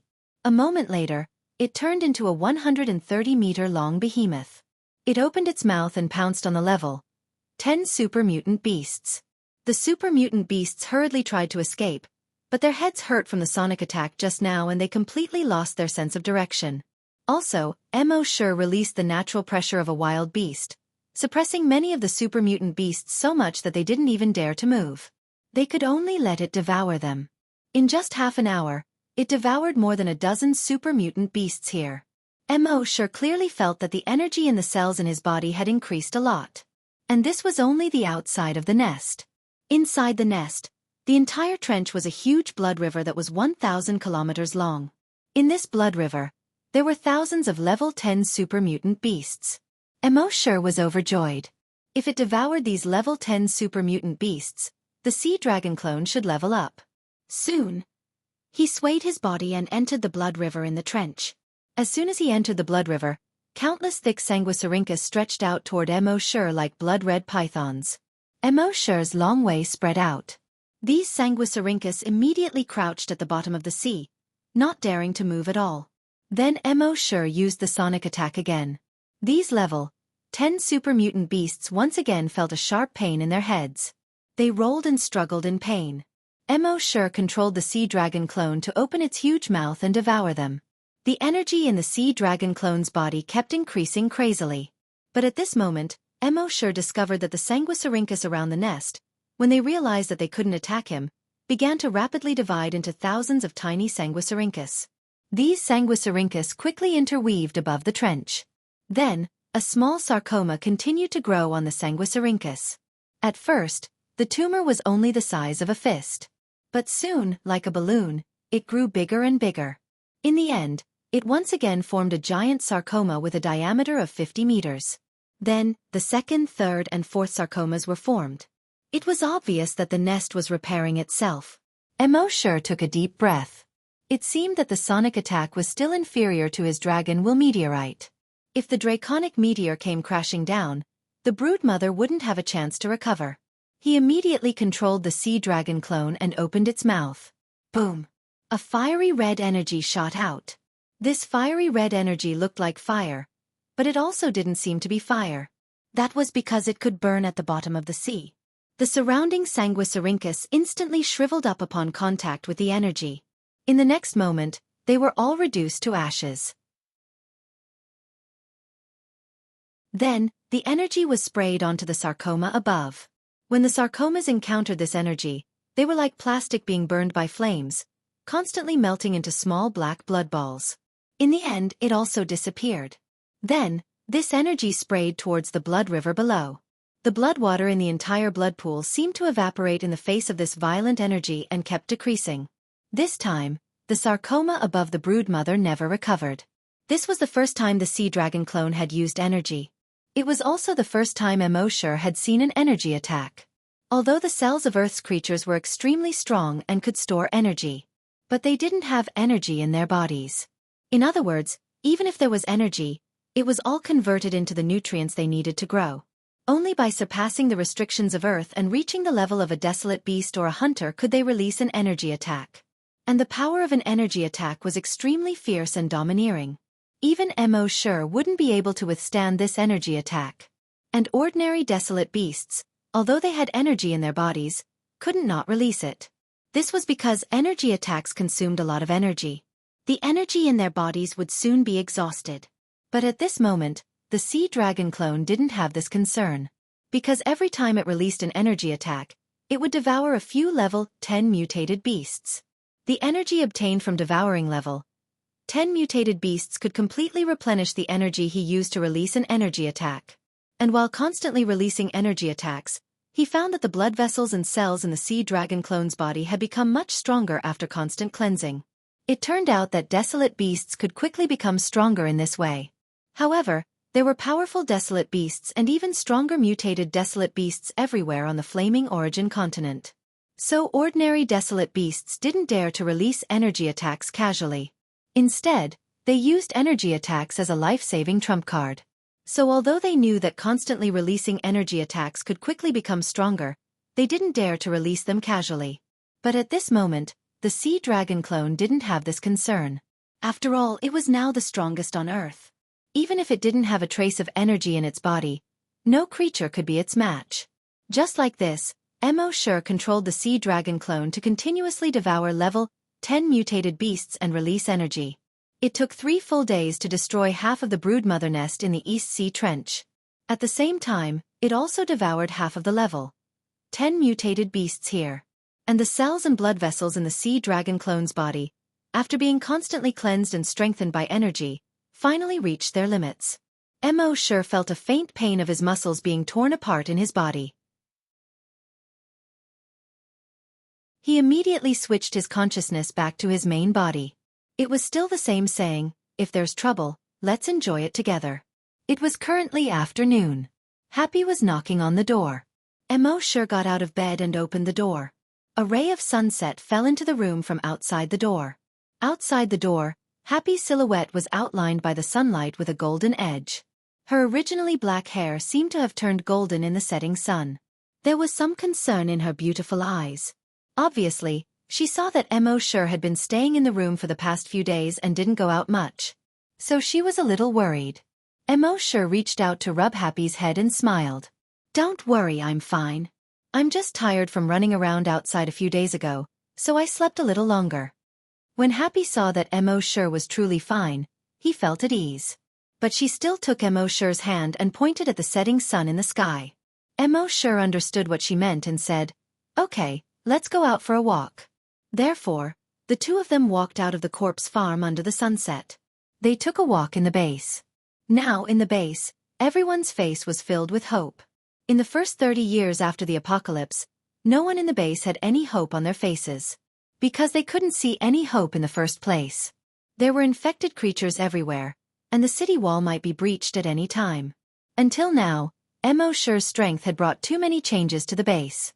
Hope finally appeared on people's faces, and some smiles also appeared.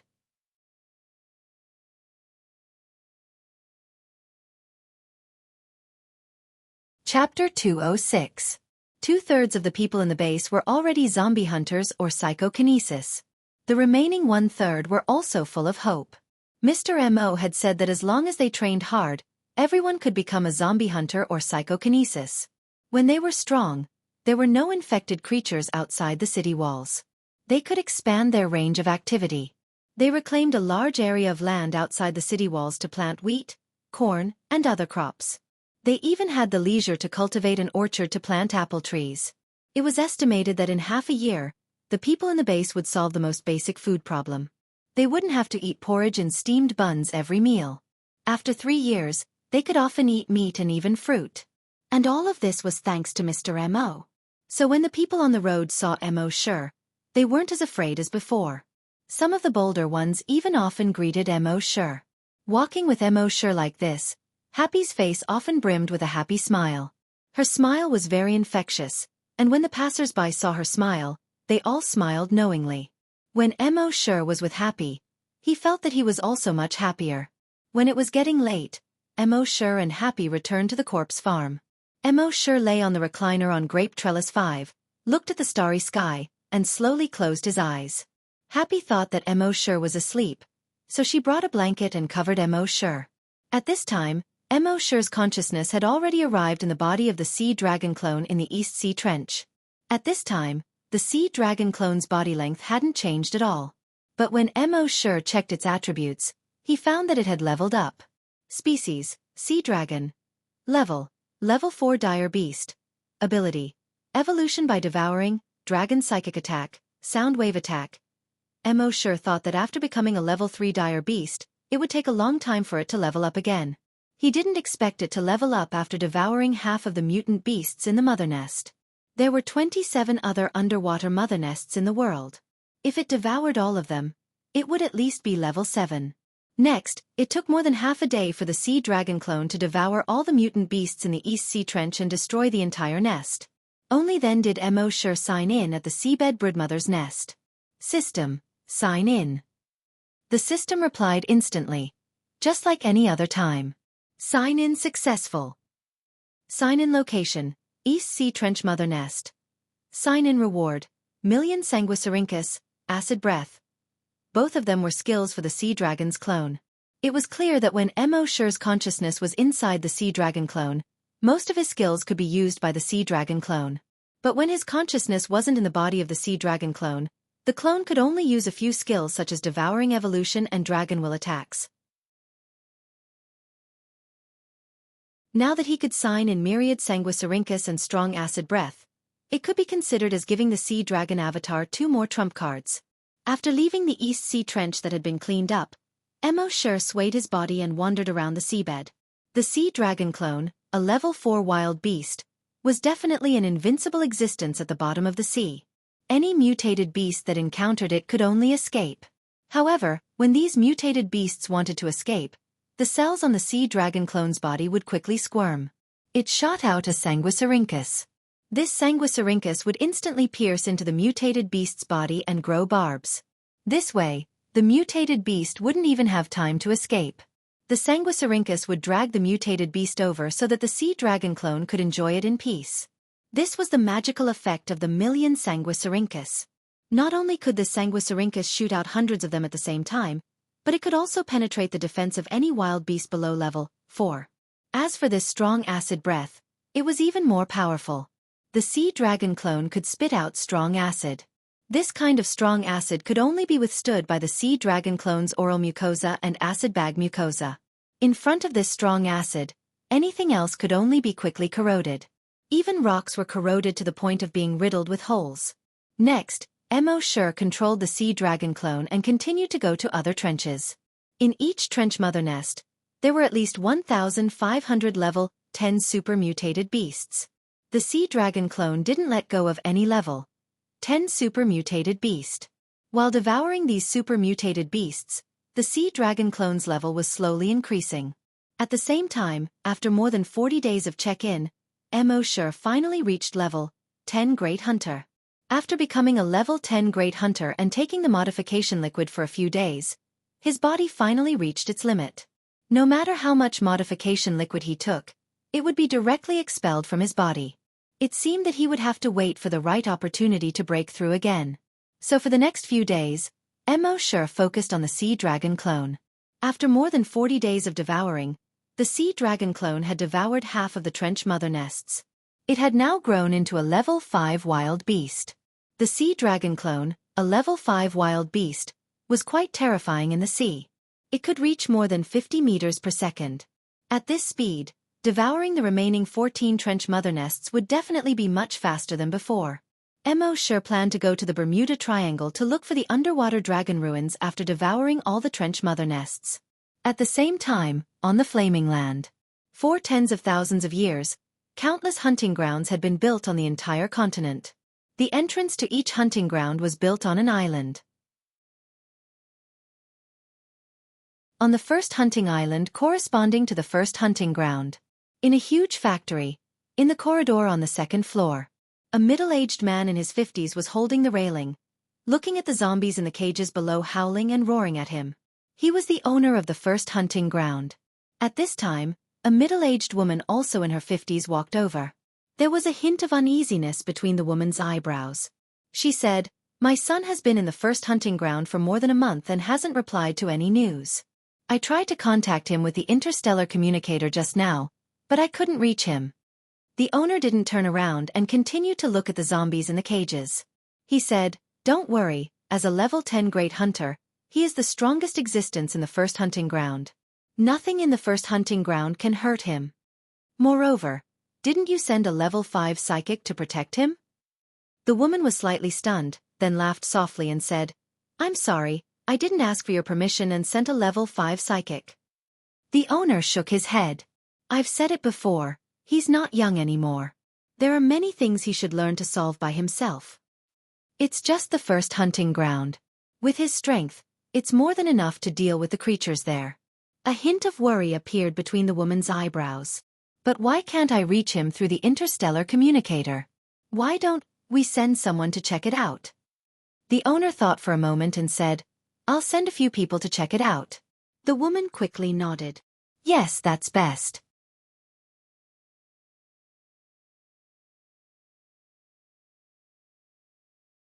Chapter 207. On this day, Wuxia controlled the sea dragon avatar and finished devouring another trench mother nest. His next goal was to kill 2 people. One was the deepest trench in the world, the Mariana Trench Mother Nest. The other was the Bermuda Devil Delta in the Atlantic Ocean. However, on this day, there were guests from outer space at the South Pole's blood-colored waterfall. South Pole, Death Valley, above the blood-colored waterfall. 10 balls of light slowly descended. These 10 blue-white balls of light were very blurry at first. Gradually they became more and more solid. In the end, they condensed into 10 human forms. At this moment, Wuxia's virus avatar saw the sudden appearance of these 10 people. He quickly reported to Wuxia in his mind. One of those people saw Wuxia's virus avatar and didn't care at all. The mechanical arm on his right hand instantly popped out. It grabbed at the virus avatar's neck. It was so fast that the virus avatar couldn't resist at all. The mechanical arm exerted force. Crack! The virus avatar's head was directly twisted off. However, the virus avatar was formed by the virus. Even if its head was cut off, it could still be formed again. Seeing this, those people were slightly surprised. "Not human," a young man said as his telekinesis instantly spread out. As a level 5 psychic master, his telekinesis could kill all viruses and cells at the molecular level. When his telekinesis continuously attacked the virus and cells of the virus avatar could no longer heal. A moment later, the virus avatar turned into a pool of blood. The young man reached out and rubbed his nose. "A mere level 5 great hunter. Boring." Then, he said to the middle-aged man in the lead, "The hunting ground master is making a mountain out of a molehill. In a broken place like the first hunting ground, any level 1 hunter can sweep through and crush everything. There are actually so many people here. A level 3 hunter, 8 level 1 hunters, plus a level 5 psychic master and me. A level 3 psychic master. Another young man also laughed. Why don't we all take a break and take it as a vacation? You can sweep through the first hunting ground alone. The level 3 Psychic Master youth rubbed his nose. Let's go then. A level 3 Psychic Master is an existence that can crush everything in this broken place. With the Flaming Origin continent, although a telekinesis grandmaster couldn't defeat a hunter, if they were at the same level, a telekinesis grandmaster could defeat a hunter. Therefore, a place where even a level 1 hunter could run rampant, he, a level 3 Psychic Master, could easily sweep all the way. The leader of the level 5 Psychic Master smiled and said, "Nothing is absolute." The person who came with the hunting ground owner's son was a level 5 Psychic Master. We've lost contact with them, so we should be careful. The group of young men said one after another. Got it, Uncle Hua. Uncle Hua, how could we dare to disobey your orders? Uncle Hua is right. But in their hearts, they didn't think much of it. A run-down place like the first hunting ground was just child's play. In the past, they couldn't be bothered to come because it was beneath their dignity. What kind of danger could there be in such a lousy place? Uncle Hua nodded to a LV-1 hunter. The level 1 hunter immediately took off his backpack from his back. He took out a barrel-shaped object and patted it lightly. He stretched out his hand and lightly patted it twice. The barrel-shaped object made a few soft cracking sounds, and hundreds of walnut-sized boxes popped out. In each box, there was a ball-shaped drone the size of an eyeball. After these drones took off, they quickly flew in all directions. The level 5 Psychic Master tightened his collar and said, "Let's leave this damned place of ice and snow first." Even though he was a level 5 Psychic Master, his body was no different from an ordinary person. Hearing this, everyone immediately activated their hover boots and flew towards the equator. At the same time, on the Flaming Origin continent, on the first hunting island. When the image of the first hunting ground was connected, the hunting ground owner's wife stayed in the monitoring room. The hunting ground owner occasionally came to take a look and patted his wife's shoulder lightly from time to time. "Don't worry, we've sent so many people this time. There won't be any problems." At the bottom of the earth. Mo sure knew the strength of these people from the virus clone's report. The strongest was a level 5 Psychic Master. Previously, he had easily crushed the bald level 5 Psychic Master. As for the rest of the hunters, although he had not directly fought with them, from the memories of the long-haired young man and the bald middle-aged man, he knew that the strength of the hunters was much worse than that of a great Psyche Master of the same level. Therefore, these people did not pose any threat to Mo Sure at all. This made him heave a sigh of relief. He was originally worried that they would send out more Psychic Masters than the hunters. He did not expect that these small fries would come. In fact, in the Flaming Land, Psychic Masters were a minority. It was impossible for any random force to send out a Psychic Master. Thinking of this, Mo Sure's consciousness returned to his body. Then, his figure flashed and disappeared from the base. The group of Psychic Masters and Psychic Masters from the Flaming Land flew to the sky above the chilly base. The people who were busy in the base saw this group of people suddenly appear and fly over on hoverboards that had never appeared on Earth. Everyone's first reaction was disbelief. Below their feet this doesn't look like the technology of Earth at all. Who are they? As they spoke, the psychic power of the level 3 Psychic Master spread out. It directly covered the entire base. Suddenly, the more than 70,000 people in the base were pressed to the ground as if they were suddenly carrying a huge rock on their backs. Everyone's faces were filled with horror. They did not know what they were experiencing at all. One by one, they raised their heads with difficulty and looked at the 10 people in the sky. When the 10 people in the sky looked at the group of people on the ground, their eyes and expressions were as if they were looking at a group of ants. The level 3 Psychic Master floated in mid-air. He stretched out his hands, as if an immortal had descended to Earth. He began to shout to everyone in the base below. "You group of natives, listen up. From today onwards, your God will descend to the world." These 2 sentences were spread out along with the spread of his psychic power. It was as if it could directly hit everyone's heart. It was as if the deafening sound of everyone's heart was emitted. The psychic power of a Psychic Master had the effect of intimidating people's hearts. Everyone in the base looked at these 10 people in horror. Are they really gods? Oh my God! Gods really exist? I didn't believe it before, even if I was beaten to death, but today, I believe it. Although they are not the image of gods in our imagination, I'm afraid that only gods can do this kind of thing. After the level 3 psychic master finished shouting, he lightly pressed on the multifunctional watch on his wrist. Soon, the three-dimensional projections of the long-haired young man and the bald middle-aged man appeared in mid-air. He asked, "You natives, have you ever seen them?"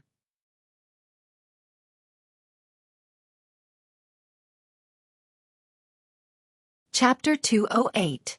Have any of you seen these two people before? The voice of the level 3 hunter was sent to the bottom of everyone's hearts with his telekinesis. Everyone's hearts trembled. Under the effect of the telekinesis of a psychic grandmaster, most people had no doubt that these 10 people were gods. God descends. God descends. It's really God.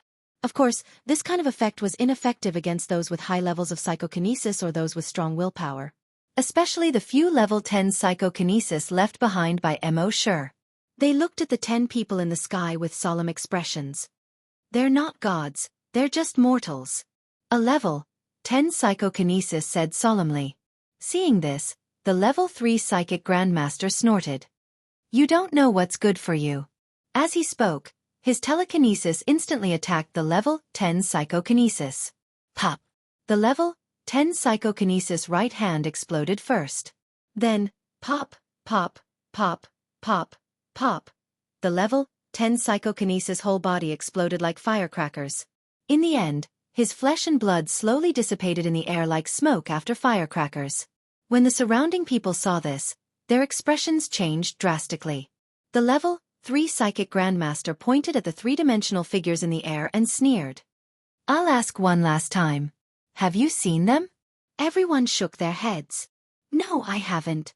The level 3 psychic grandmaster shrugged helplessly.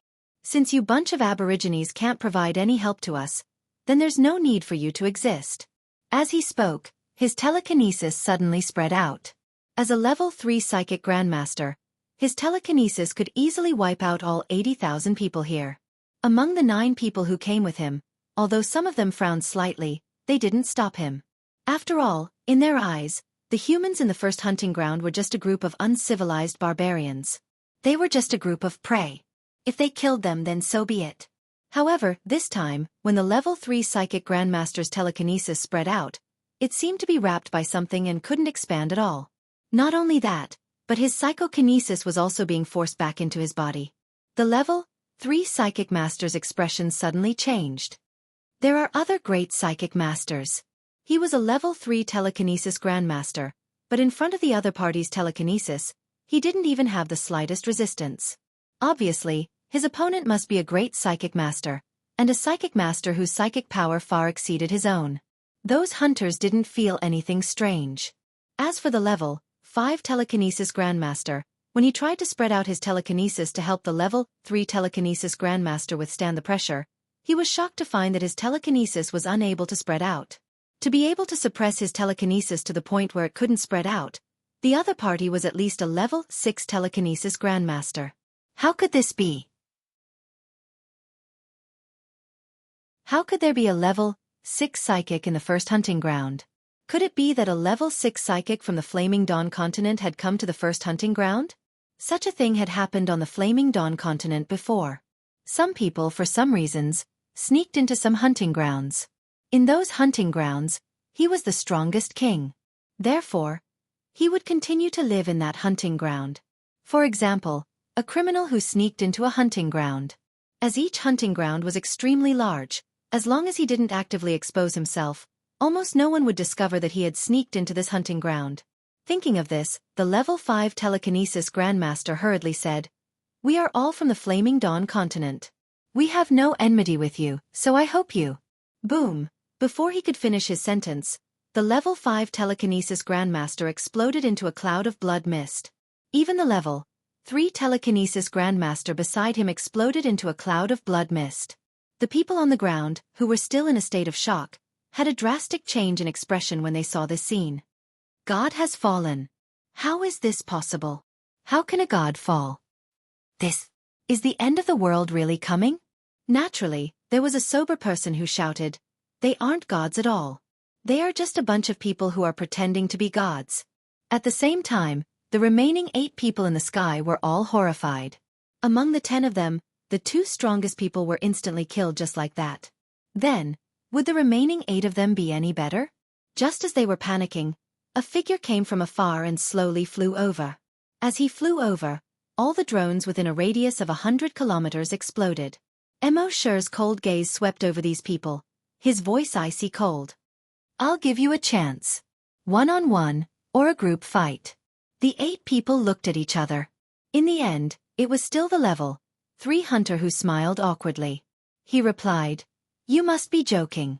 How would we dare to attack you? We are only here to look for someone, Boom boom boom boom boom. Before he could finish his sentence, he felt a mountain-like pressure fall from the sky. His body involuntarily fell to the ground. He crashed through the roof of a building and continued to crash through more than 10 floors. In the end, he crashed into the foundation of the building. The physical strength of a hunter was extremely strong. With Emoshir's level 3 dragon will, it was still not possible for him to tear their bodies apart. But in this way, the level 3 hunter crashed through more than 10 floors, which was even more shocking. Emoshir continued to look at the remaining 7 people. His voice was still cold. "I'll give you a chance. One-on-one, or a group fight." After he finished speaking, he saw that these people were all terrified. He shook his head helplessly. "Okay, I promise not to use telekinesis." The remaining 7 were all level 1 hunters. At this time, when they heard Emoshir say that he would not use telekinesis, they were all shocked. Could it be that this person had both telekinesis and a hunter? Even on the Flaming Dawn continent, people who cultivated both telekinesis and hunters were rare. And as long as they grew up, each of them would be an overlord. If it was in the past, they would not have dared to attack such an existence. But today, this person forced them to attack. And he promised not to use telekinesis. They looked at each other. In the end, a level 1 hunter said, "Group fight." As he spoke, he tore open his sleeve and revealed the right mechanical arm. The entire mechanical arm was metallic black, and under the sunlight, it emitted a black luster. The next moment, the muscles on his right shoulder wriggled and started to grow. Soon, the muscles wrapped around the entire mechanical arm. It formed a 1 foot wide, 2-meter-long giant sword.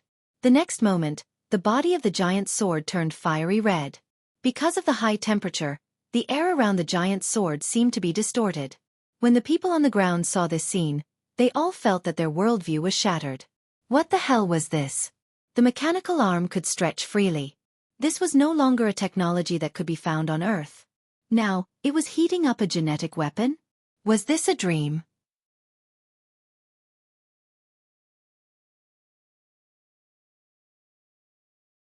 Chapter 209. In the entire Chile base, almost everyone's worldview was shattered. It had been more than 30 years since the apocalypse. In these 30 years, most of Earth's technology had been stagnant. The only improvement was in the research of viruses. However, what appeared in front of them now was a pair of flying shoes and a mechanical arm. This was far beyond their knowledge. At this moment, the hunters also realized that if they did not make a move today, they might not be able to escape. Although this guy's telekinesis was strong, he was arrogant enough to promise not to use it. This was no different from crippling one of his arms. If the 7 of them worked together, they might have a chance. Thinking of this, their right arms all condensed their genetic weapons. Everyone's genetic weapons were also heated to a fiery red color. The 7 of them formed a circle in the air, surrounding Emoshir. In the next moment, the 7 genetic weapons attacked Emoshir at almost the same time. 7 weapons, sabers, swords, spears, and whips. One of them even had a red-hot mace. Seeing this, Emoshir's eyes also showed some excitement. The reason why he did not use his dragon will to kill these people directly. It was because he wanted to see the genetic weapons of these people from the Flaming Land and the way they fought. Although he already had some understanding of the Flaming Land from other people's memories. It was not enough to understand from other people's memories.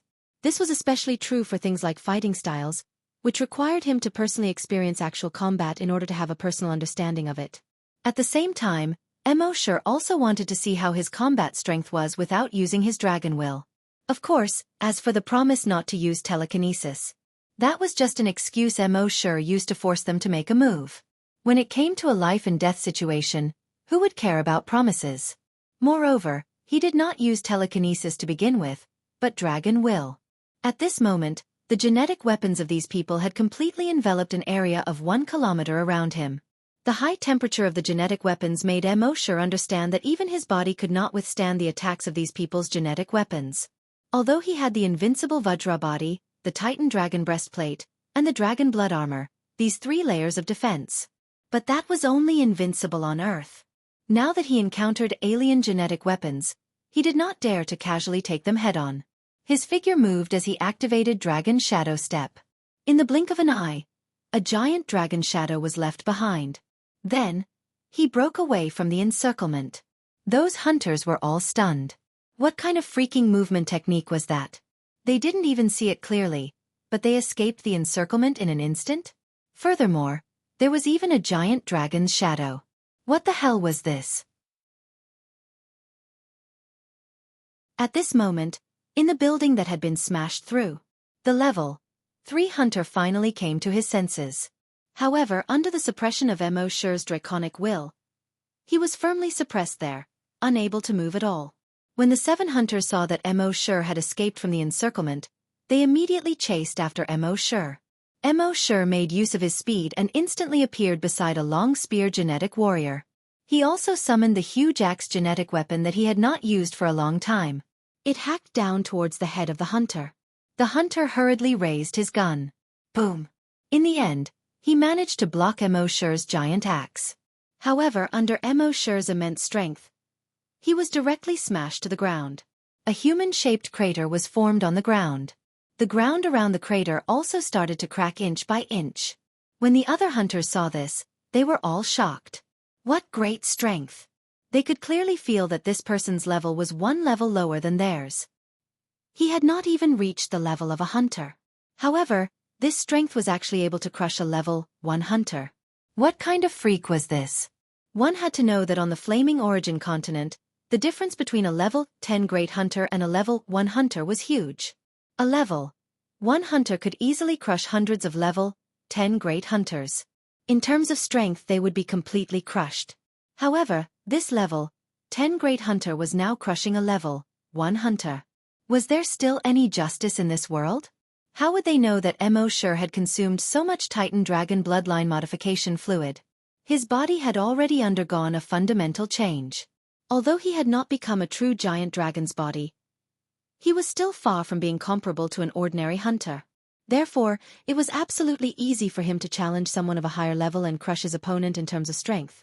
Next, Sure used the Dragon Shadow Step to constantly move between the 6 of them. From time to time, he would swing his axe as if it had the power to destroy the world. Even if these people were able to react in time and block his giant axe, they were basically sent flying hundreds of meters away by his abnormal strength. The more these people fought, the more shocked they became. Previously, they thought that this guy was just a level 10 great hunter and that they could easily defeat him without using their telekinesis. However, they never thought that this guy would not only not be at a disadvantage but also completely suppress the 7 of them by himself. He could still crush someone of a higher level than him. What kind of freak was this? At this time, Sure was getting braver and braver as he fought. He thought to himself, "Still not using your trump card?" He knew that all the hunters had an absolute trump card. This trump card was extremely powerful, and they would not use it unless they had no other choice. Since these guys still had not taken out their trump cards, he could only add fuel to the fire. Thinking of this, Sure used the Dragon Shadow Step and instantly appeared behind a hunter. The giant axe in his hand fiercely chopped down toward the hunter's head. The speed of this attack was extremely fast and sudden. That guy did not even have time to react. He was split into 2 halves by the giant axe. Like 2 slices of pork, he flew far away. These 2 slices of pork fell directly into the base below. When everyone saw this, they all screamed and dodged. Some of the cowards were scared shitless. At this time, there were only 5 hunters left in the sky. They saw that this level 10 great hunter was actually so powerful. All of them were shocked. They looked at each other and then gathered in the same direction. The next moment, the 5 of them attacked Sure together. When they were 2 to 5 meters away from Sure, their genetic weapons suddenly shone brightly, emitting a dazzling white light. At the same time, their genetic weapons also released a red and white laser-like energy. This energy came extremely quickly. Swish, swish, swish. Emosure was already prepared. With a leap of the dragon's shadow step, he was already behind the 5 of them. At the same time, the energy released by the genetic weapons of these 6 people continued to extend a few hundred meters forward, sweeping toward the few buildings in front of them. Those buildings were directly broken in half by the force of the sweep. With a rumble, they collapsed. This was the trump card of a hunter. Every hunter had a certain amount of energy stored in their cells. This energy could allow them to be more powerful when attacking. When running, it could increase their speed. However, the most important use of this energy was to release it through genetic weapons in the form of laser-like energy. Its speed was extremely fast and its destructive power was extremely strong. When the energy of a level 1 hunter was released through genetic weapons, even a level 5 hunter would not dare to take it head-on.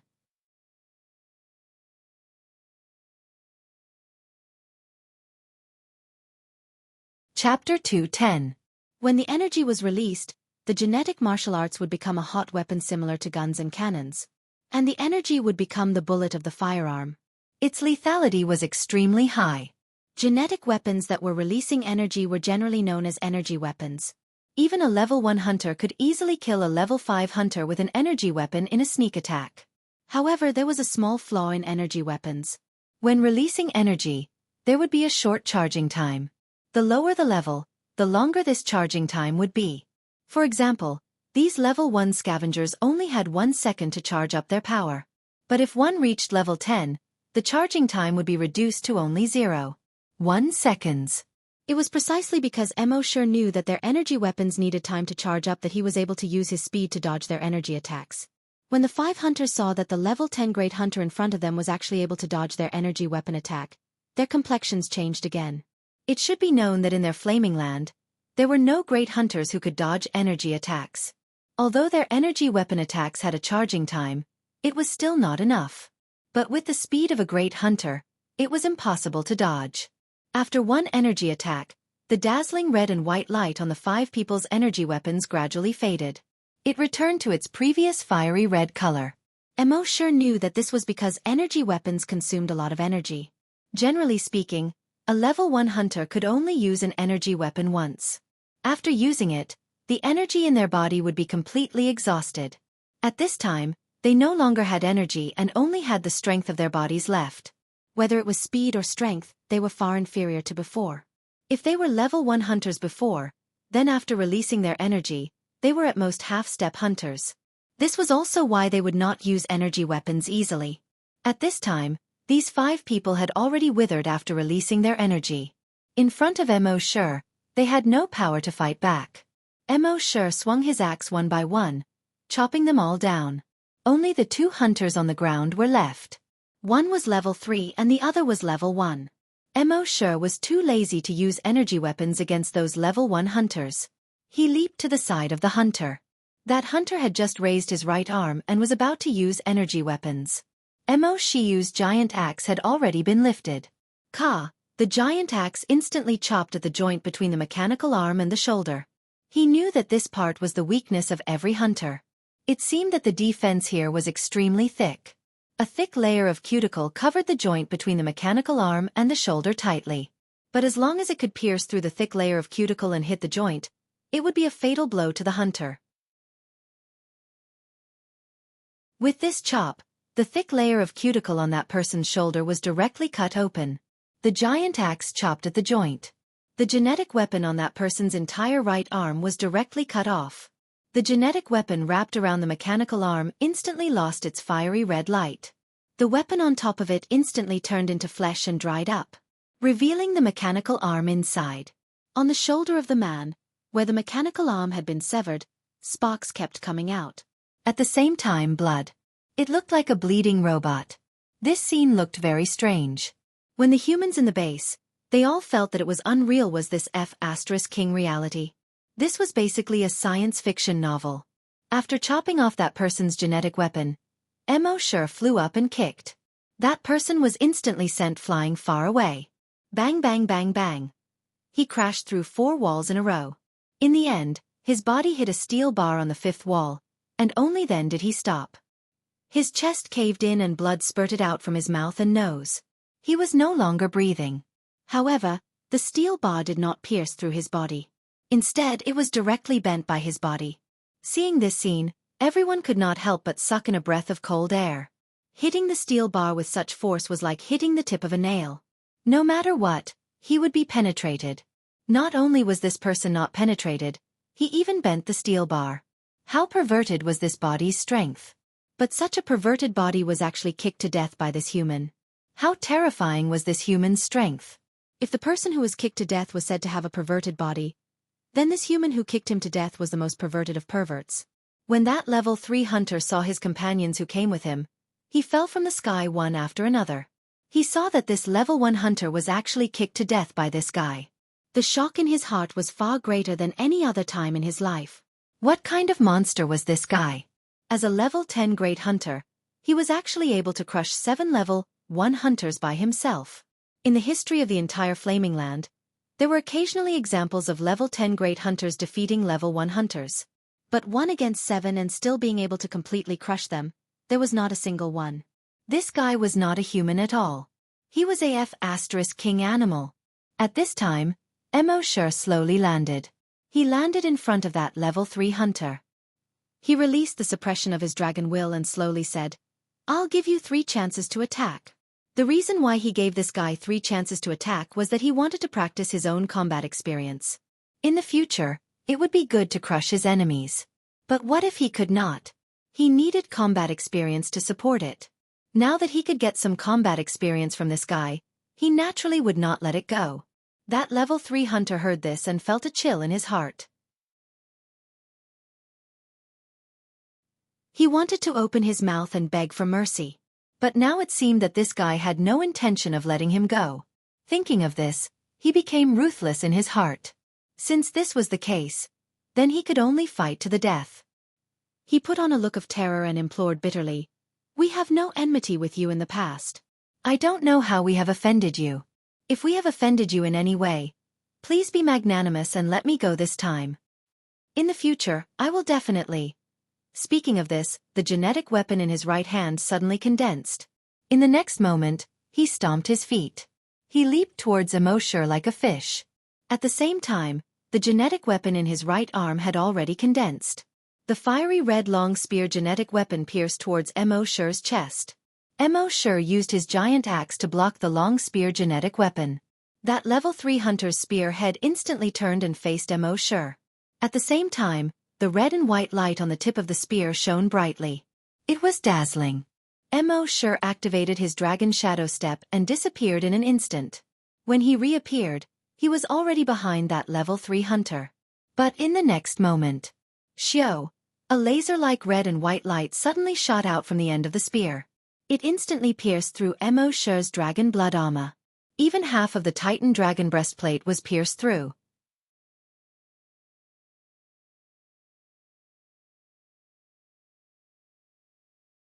Chapter 2:11.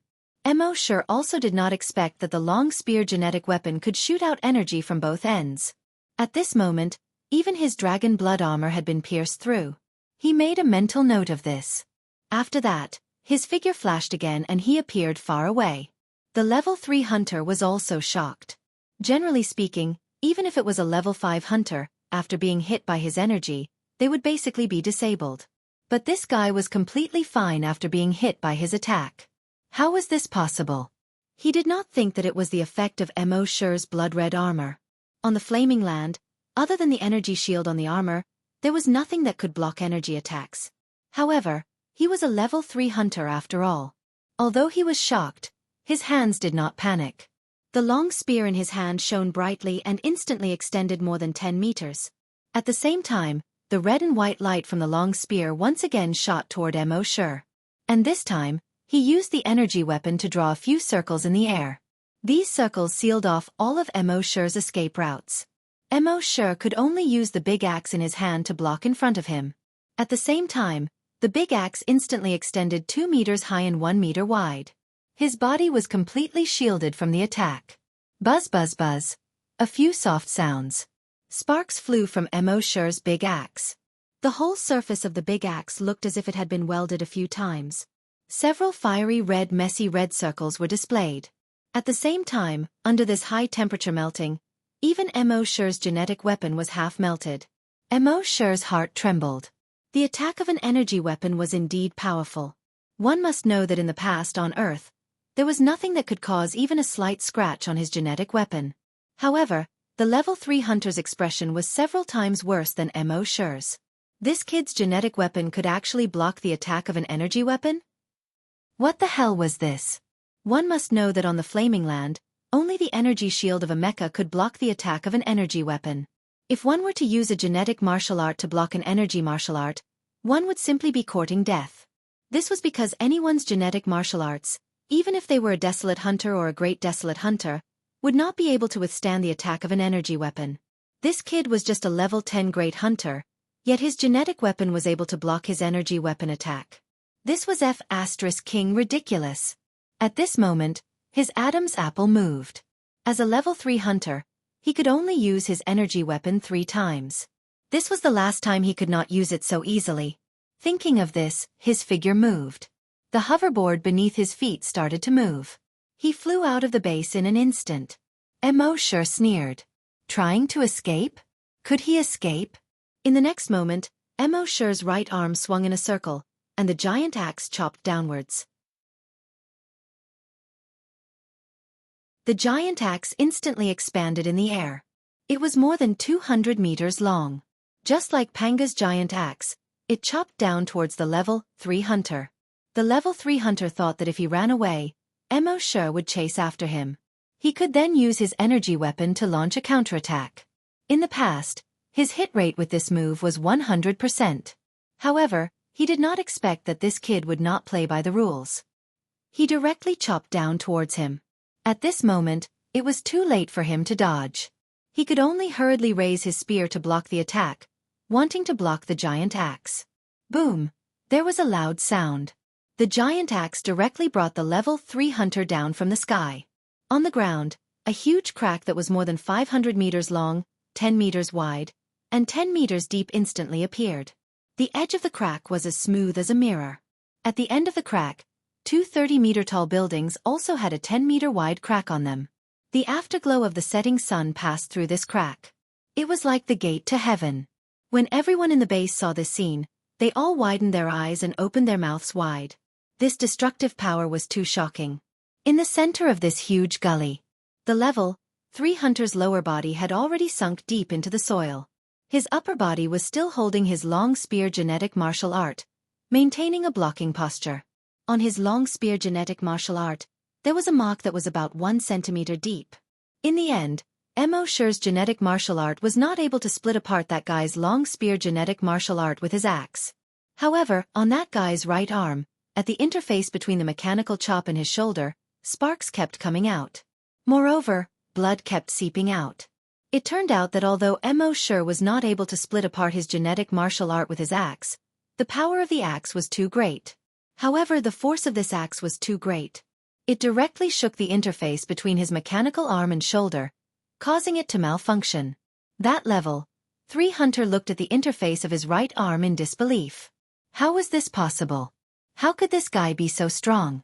The terrifying degree of this strength was actually much stronger than his, a level 3 hunter. He was just a level 10 great hunter. Normally, he would be able to crush him easily. How could he be so strong now? Was it because he was too weak, or was this kid too strong? Of course, he did not know that Mo Shi's body had been modified by the modification liquid. Naturally, it could not be measured by the strength of a normal great hunter. It could be said that Mo Shi's strength was already equivalent to a level 4 hunter's. Naturally, it was not something that this level 3 hunter could withstand. At this time, Mo Shi saw that the level 3 hunter's genetic martial art had malfunctioned and could no longer display stronger combat power. He was too lazy to continue entangling with him. The huge axe chopped down once again. Gotcha! The level 3 hunter's genetic martial art was immediately split into 2. At the same time, the huge axe fell on the level 3 hunter's head. The level 3 hunter was split into 2 halves. At this point, all the invaders were wiped out. Mo Shi closed his eyes slightly, recalling the battle scene just now. He had a deeper understanding of the strength, speed, and fighting style of the hunters. He made an estimation in his mind. With his current strength, without using his telekinesis, he could crush a level 3 hunter.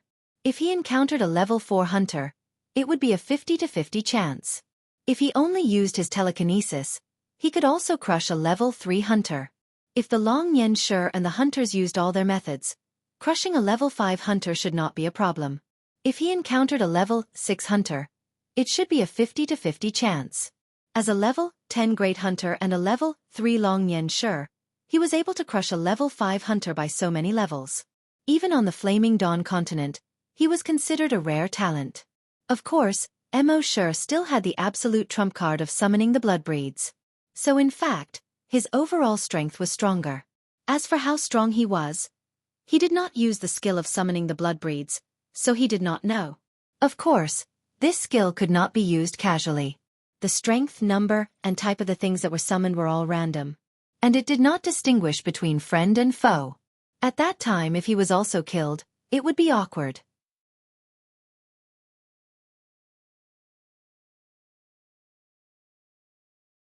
Chapter 2:12. Mo Shi killed these 10 people. He left a huge ravine more than 200 meters long in the chilly base. After that, he ignored the humans in the chilly base. He took a step forward, leaving behind a 100-meter-tall dragon shadow, and then disappeared. After a while, the dragon shadow also slowly disappeared. In the chilly base, all the humans felt like they were dreaming. From the arrival of the 10 godlike powerhouses to the moment they were pressed to the ground by an invisible force. Then, the powerhouse with a pair of energy wings appeared. Finally, he killed the 10 people and left. Only 5 minutes had passed. All the 11 people were unbelievably powerful. They were so powerful that it was beyond their understanding. Especially the human with the pair of energy wings. He was so powerful that even the 10 powerhouses were afraid of him. If the 10 powerhouses were gods, then the human with a pair of energy wings could be called the God Slayer. No, Slayer was not enough to describe him. To be more precise, he was the God Slayer. From that day onwards, this powerful God Slayer never appeared in the chilly base again. However, the legend of the God Slayer had been circulating in the chilly base for thousands of years. At the same time, on the first hunting island of the Flaming Dawn continent. In the monitoring room, the hunting madam saw that all the monitoring screens had dimmed. She was so shocked that her face turned pale. She quickly shouted to the outside of the monitoring room. "Someone, come and take a look at the monitors." Someone. Soon, the person in charge of the monitoring room rushed over and carefully checked all the monitors. In the end, he came to a conclusion that made everyone feel uneasy. "Madam, all the drones have been destroyed." One had to know that the people who went this time had brought 100 drones. 100 drones were enough to cover a radius of hundreds of kilometers. Now they were all destroyed at almost the same time. What did this mean? In her uneasiness, the hunting madam quickly went to the hunting master's office and looked for him. "Son, something happened to our son." The hunting master's expression also changed. "What's going on?" "All the drones have been destroyed," the hunting madam said with a sobbing tone. The hunting master comforted his wife. "Don't worry. I'll use the interstellar communication to contact them first." As he spoke, he immediately ordered someone to connect to the interstellar communication of those people. However, after connecting for more than half an hour, there was no response. The lady of the hunting ground could not stop her tears from gushing out. She patted the hunting ground master's arm and said, "You must save our son. He is our only son." The hunting ground master's brows were tightly knitted together. However, he still comforted his wife. It might be the magnetic field of the first hunting ground.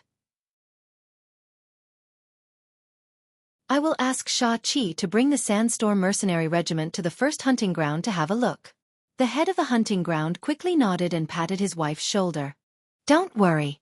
5 days later, a handsome young man with a height of 1.8 meters and a woman with an exaggerated figure walked in quickly. That woman had an extremely exaggerated figure, but she also had a beautiful face. With a devilish figure and an angelic face, these words were tailor-made for her. As soon as the woman appeared, she nervously asked the hunting ground owner and his wife, "Dad, Mom, Did something happen to little brother when he went to the hunting ground? Mrs. Hunting Ground just cried, unable to say a word. The hunting ground master shook his head with a hint of worry between his brows. I'm not sure yet.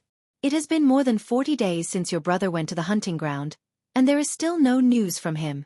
I sent 10 people, but there is still no news from him. And the 100 drones they brought also lost contact almost at the same time. That's why I asked Shao-Chi to come over and bring some mercenaries to have a look.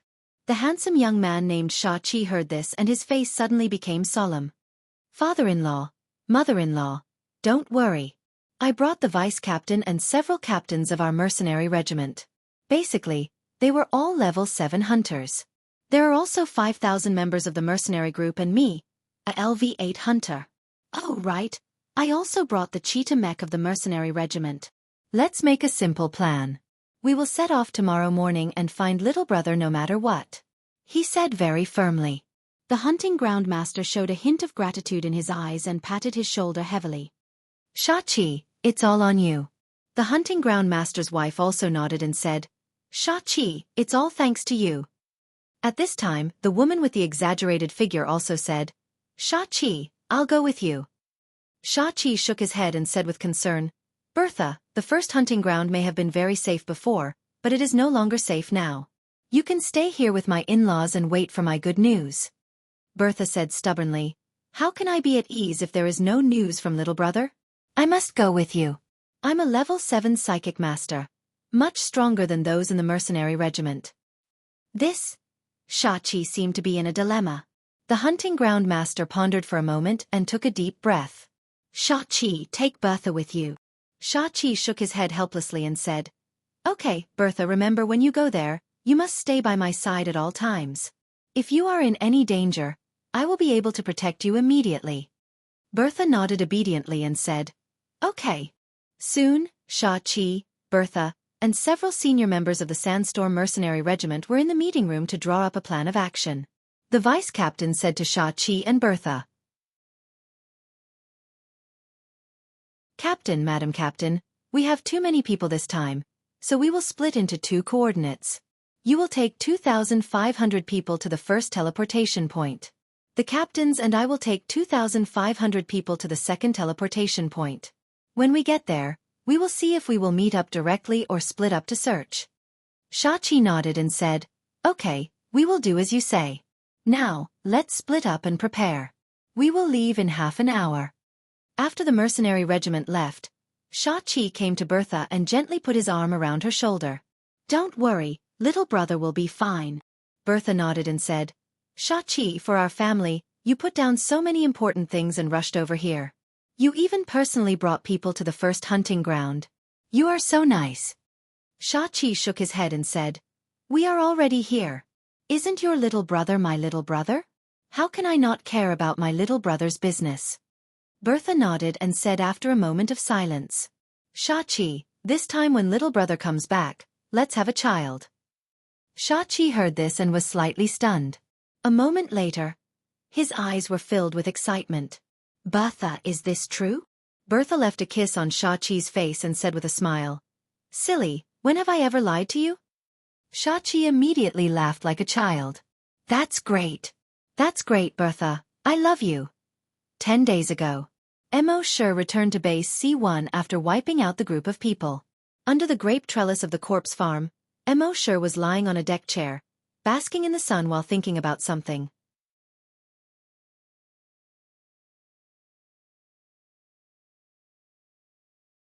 Chapter 213. 10 days ago, Mo Sure had just killed those hunters and psychic grandmasters. Under the grape trellis of the corpse farm, Mo Sure was lying on a recliner with his eyes slightly closed. It looked like he was resting, but in fact, he was thinking about something. Last time he killed 2 people. This time there were 10.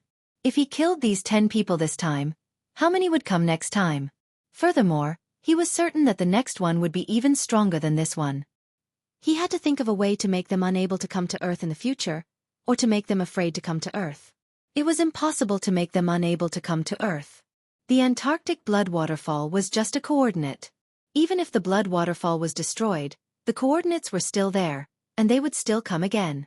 And if he wanted them to not dare to come to Earth, he could only desperately improve his strength. Upgrading the sea dragon clone to a level 10 wild beast as soon as possible was one way. But this was treating the symptoms and not the root cause. Although there weren't many hunters on the Flaming Origin continent, who could guarantee that the hunting ground master wouldn't be able to find a hunter to help?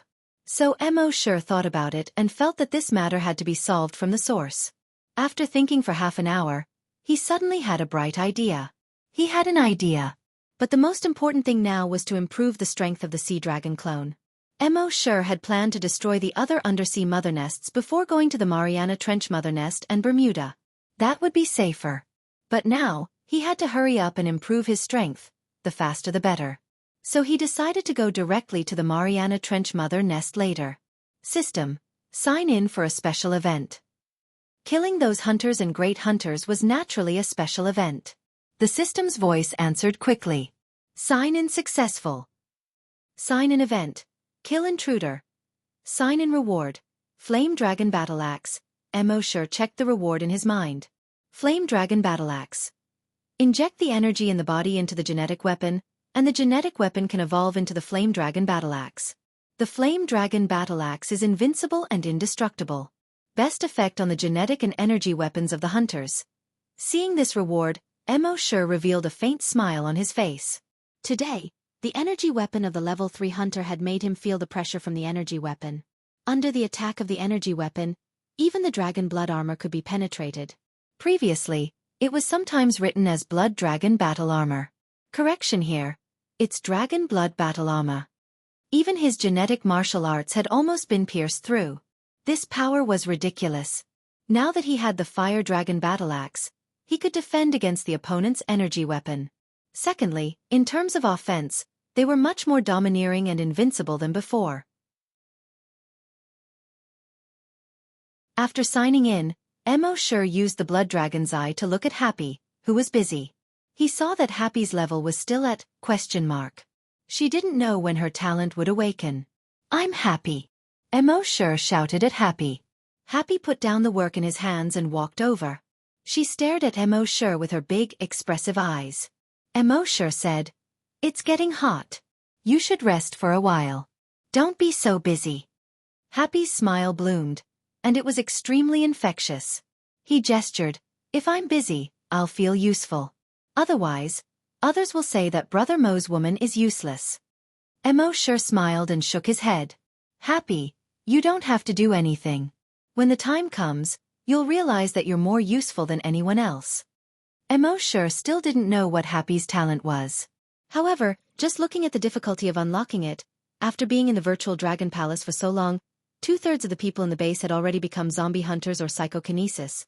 However, her talent hadn't been unlocked yet. Even if one were to use their toes to think, they would know that this was definitely an incredible talent. Happy naturally didn't know this. She only felt that Brother Mo was comforting her. She was very happy about Brother Mo's concern. However, she didn't put down the work in her hands. Brother Mo was so good to her. How could she drag him down? When Mo sure saw that Happy was busy, he stopped trying to persuade him. Instead, he closed his eyes and ordered a clone to go to the South Pole Blood Waterfall. At the same time, his consciousness had already entered the body of the Sea Dragon clone at the bottom of the sea. He controlled the Sea Dragon clone and headed towards the Mariana Trench in the Pacific Ocean.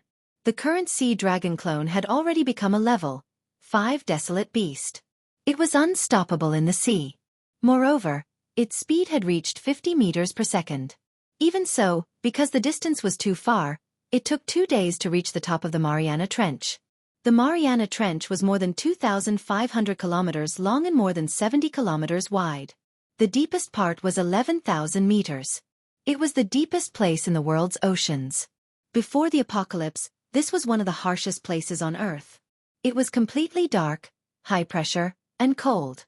Very few fish lived in this place. But now, Mo sure used his dragon consciousness to explore the 70-kilometer wide trench, which was covered by huge sarcomas with a diameter of 100 meters. It looked like a layer of huge blood-red grapes had been spread here. Around the trench, thousands of thick sanguisurincus completely covered the bottom of the sea. The thickest sanguisurincus reached more than 20 meters. Most sanguisurincus were close to the surface of the sea, but there were also sanguisurincus that were like kelp, drifting with the undercurrents at the bottom of the sea. Once a mutant beast passed by, they would entangle it and drag it into the nest. Dozens of Sanguisurincus, after sensing the arrival of Mo-Shure's sea dragon clone, immediately swayed excitedly and entangled the sea dragon clone. The long way that Mo-Shure had been cultivating for months was activated. In the next moment, these Sanguisurincus instantly withered. They didn't even have a chance to retreat. The nest obviously also sensed the power of this mutant beast. All the Sanguisurincus stayed away from the sea dragon clone for a short period of time. At the same time, these Sanguisurincus were also secretly wary of the sea dragon clone. Mo-Shure ignored these Sanguisurincus. Instead, he stared at the 100-meter-long sarcomas. This nest was different from the other ones at the bottom of the sea. The other sarcomas were only 50 meters in diameter at most. This nest's sarcomas, however, were an astonishing 100 meters in diameter. And the sarcomas of the other nests could be considered an entrance and exit. Infected creatures could enter and exit through the sarcomas. They entered the sarcomas, recovered their bodies in the blood pool, and strengthened themselves before leaving the nest to catch mutant beasts. But when Mo-Shure just probed with his dragon will, he found that not a single mutant beast entered or exited through the sarcomas. All the level 10 super mutant beasts, after capturing the other mutant beasts, placed them near the nest. Then they would leave without stopping to continue catching mutant beasts. Mo-Shure couldn't figure out why with his dragon will. But when he looked with the blood dragon's eye, he immediately understood. It turned out that there was a figure slowly swimming in every sarcomas here. And those figures were basically level 10 super mutant beasts. Every sarcomas here was actually an egg.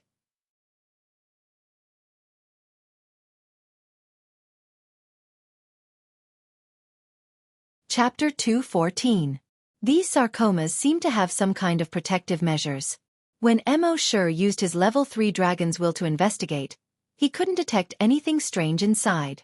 However, when he used the blood dragon's eye to look through the surface to see the essence, he was surprised to find that there was a mutated beast 70 to 80 meters long in every sarcoma here. Moreover, every mutated beast had reached level 10 super mutated.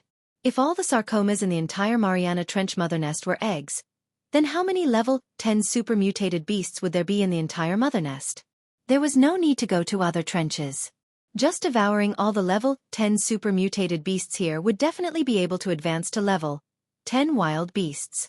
However, Mo-Shure didn't rashly go to the sarcomas to devour. Instead, he directly activated the 1000 Sanguisurincus skill. The sea dragon clone's body reached 150 meters long in a short period of time. Then the skin and flesh on its body wriggled quickly. More than 50 Sanguisurincus were ejected. These 50 Sanguisurincus instantly shot out like lightning. They directly pierced through more than 50 sarcomas. They pierced into the bodies of the level 10 super mutated beasts in the sarcomas. Then, the Sanguisurincus turned into thousands of tiny Sanguisurincus in the bodies of the super mutated beasts and probed into all parts of the bodies of these super mutated beasts. They continuously sucked the blood of these level 10 super mutated beasts. Moreover, these tiny Sanguisurincus could also spit out strong acids that corroded the bones and muscle tissues of these super mutated beasts.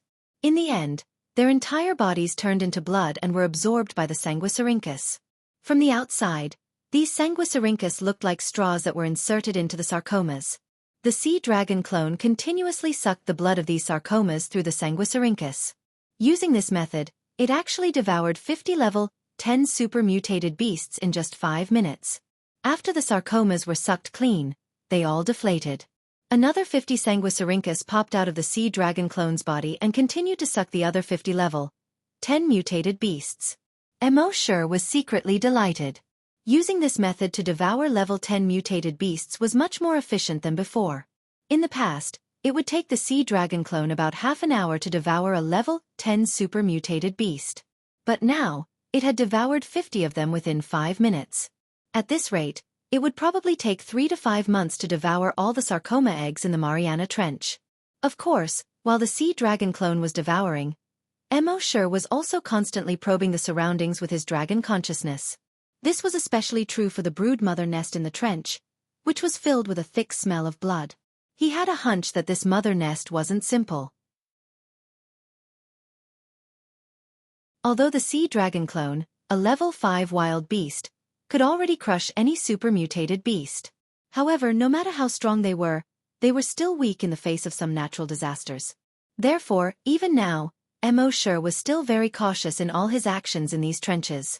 The devouring took 5 days. During these 5 days, Wuxia couldn't remember how many level 10 super mutated beasts the sea dragon clone had devoured. He only knew that during these 10 days, the broodmother nest Sanguisurincus had floated over several times, trying to attack the sea dragon clone. In the end, it was easily repelled by Wuxia's long way. At the same time, after devouring a large number of level 10 super mutated beasts, the sea dragon clone had finally reached the level of a level 9 wild beast. With its current strength, even if Wuxia's main body were to face it head-on, it would be reduced to dregs in an instant. However, during these few days, Wuxia had always felt a little uneasy. Perhaps it was his combat intuition that had been cultivated in long-term battles. He felt that this uneasiness came from the bottomless Mariana Trench below. The entire trench was filled with blood. Even if he probed with his dragon consciousness, he couldn't completely explore the bottom of the trench. He could only pray in his heart. He hoped that the sea dragon clone could rise to a level 10 wild beast as soon as possible, and then leave this damned place as soon as possible. After swallowing for another 10 minutes or so, Wuxia compared the surrounding terrain with the Mariana Trench that he had asked someone to check. This was already the deepest part of the Mariana Trench. It was 11,000 meters deep. That was 11 kilometers. The uneasiness in Wuxia's heart grew even more. At this moment, above the blood river in front of him, a mountain peak suddenly emerged. This mountain peak was in the shape of a pyramid. Just the part exposed above the blood river was more than 50 meters high. At the same time, a circular cave suddenly appeared in the center of the mountain peak. The circular cave was about 50 meters in diameter, and it was extremely round. Obviously, this couldn't have been a naturally formed cave. Under such an oceanic trench, the sudden appearance of such a mountain peak above the fishy bloody river still made one's hair stand on end. Wuxia was about to use his dragon consciousness to explore the cave when a huge suction force suddenly came from the circular cave. It sucked the entire sea dragon clone in that direction. Wuxia frowned, and the sea dragon clone's tail quickly swayed, trying to break free from this suction force. But this suction force was so strong that no matter how the sea dragon clone swayed its body, it couldn't break free. Wuxia simply controlled the sea dragon clone and directly turned its head. The sea dragon clone opened its huge mouth. Puff, a stream of viscous green liquid gushed out from it. As the huge cave kept sucking in the sea dragon clone, it directly sucked in the strong green acid. The next moment. Puff, even in the sea, Wuxia could see that the huge hole was constantly emitting green smoke. At the same time, a pungent stench spread out. The surrounding Sanguisurincus withered instantly when this pungent smell spread over. At the same time, the mountain peak kept shaking violently from side to side and shrank under the bloodwater. An extremely painful wail could be heard from the pool of blood. Roar! Roar! However, it was obviously not over yet. Just over a minute later, in the blood river ahead, another 50-meter-tall mountain peak emerged. And this mountain peak continued to rise. Soon, a second and third round cave appeared on the mountain peak. All the round caves had a diameter of more than 50 meters. Soon, the mountain peak, like a sea-stabilizing needle, emerged from the blood river high up. It could be seen that it was covered with huge round holes with a diameter of 50 meters. At this time, Wuxia had already discovered the true face of this thing. It turned out to be an octopus's tentacle. Those round holes with a diameter of 50 meters were actually the suction cups on its tentacles. At this time, the tentacle emerged from the blood river, and it was more than 2,000 meters long. Even though Wuxia had seen the white snake that Su Fu transformed into, he was still shocked at this time. One had to know that this was just one tentacle. Who knew how many more tentacles it had not emerged? Although the sea dragon was now a wild beast and was not afraid of any creatures on Earth, it was always better to be careful.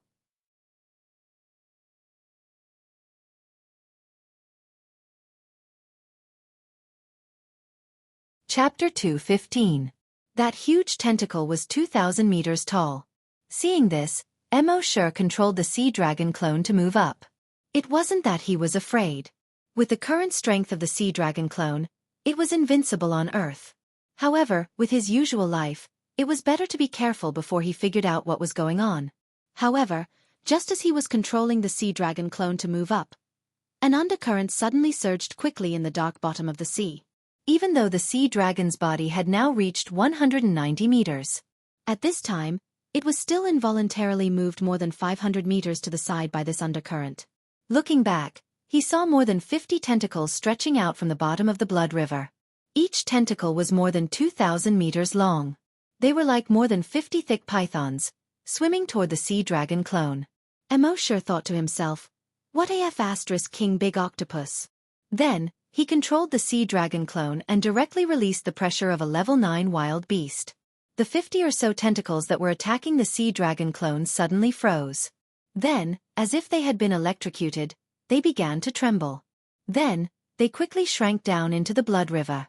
This was the natural pressure of a wild beast on a super-mutated beast.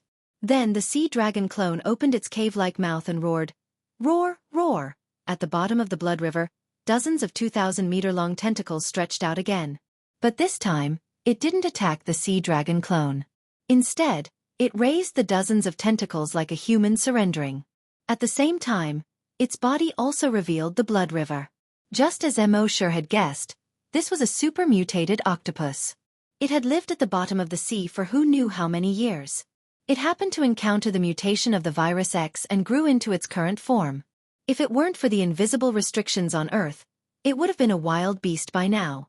Emosure didn't hold back. He controlled the sea dragon clone and flicked out more than 10 sanguisurincus. The sanguisurincus pierced into the body of the giant octopus and began to suck. Although the super-mutated octopus was extremely frightened, it didn't even dare to struggle under the natural pressure of a wild beast. It took about half an hour to devour the super-mutated octopus. Then he signed in his mind. System, check in for a special event. Sign-in successful. Sign-in event. Killed level 10 super-mutated octopus. Sign-in reward. Thousands of tentacles. Emosure checked the skill description of the tentacles in his mind. His heart skipped a beat. Then, he controlled the sea dragon clone's skin and flesh to squirm. A tentacle slowly grew out of it. Although this tentacle was not as big as the super-mutant octopus's tentacle, it could be lengthened or shortened at will. At this moment, under Emosure's control, it continued to extend until it finally reached a length of 5,000 meters. A mosasaurus that was more than 100 meters long had tentacles that were 5,000 meters long. This made Emosure feel incredulous. Furthermore, these 5,000-meter-long tentacles had a suction cup every 100 meters. Emosure controlled the tentacle and placed it on the sarcomas in front of him. It just so happened that each of the suction cups was sucking on a sarcoma. Then, Emosure's mind moved. From all the suction cups, sanguisurincus poked out and pierced into the sarcoma. It began to suck. In this way, a single tentacle could absorb 50 sarcomas at the same time. Then, another 49 tentacles stretched out from the sea dragon clone's body. The absorption efficiency instantly reached 50 times that of before. Before this, Emosure was still thinking about how big the entire Mariana Trench mother nest was. There were so many sarcomas inside. If he really wanted to absorb all of them, it would probably take 3 to 5 months. Now this skill came at the right time. With one skill, the efficiency increased to 50 times. According to this, it would probably be finished in 3 to 5 days. The truth was just as Emosure expected. In this way, it only took 4 days for the entire Mariana Trench to be completely devoured. In the entire Mariana Trench, all the sarcomas were completely devoured by the sea dragon clone. The pool of blood in the broodmother's nest had already begun to fade. The thick sanguisurincus around the mother nest had all withered. It was also at this moment that a tearing pain suddenly came from within the sea dragon clone's body. Emosure felt this trace of pain and immediately switched his consciousness back to his main body. He waited for 10 minutes before coming back. He checked the attributes. Species, sea dragon. Level 10 dire beast. Ability, evolution by devouring, dragon psychic attack, immunity to sonic attacks, myriad sanguisurincus, myriad tentacles. Sure enough, it had advanced to level 10. At this point, Emosure could be considered to have completed a small goal. If the Flaming Land sent more hunters or psychic masters, Emo sure wouldn't have to do anything at all. The sea dragon clone would be able to crush them directly. And the next goal was to improve his strength. Now Emo sure had to find a suitable opportunity to break through to the level of a hunter. The sea dragon clone was limited by his realm and could only be stuck as a level 10 dire beast. Emo sure was thinking that if he signed in at the dragon ruins under the Bermuda Triangle, it might be possible to break through the limit.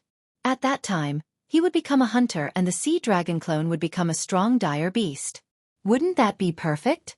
But just as Emo sure was about to set off for the Atlantic Ocean, he suddenly stopped in his tracks. Then he controlled the sea dragon clone and swam into the personal reservoir.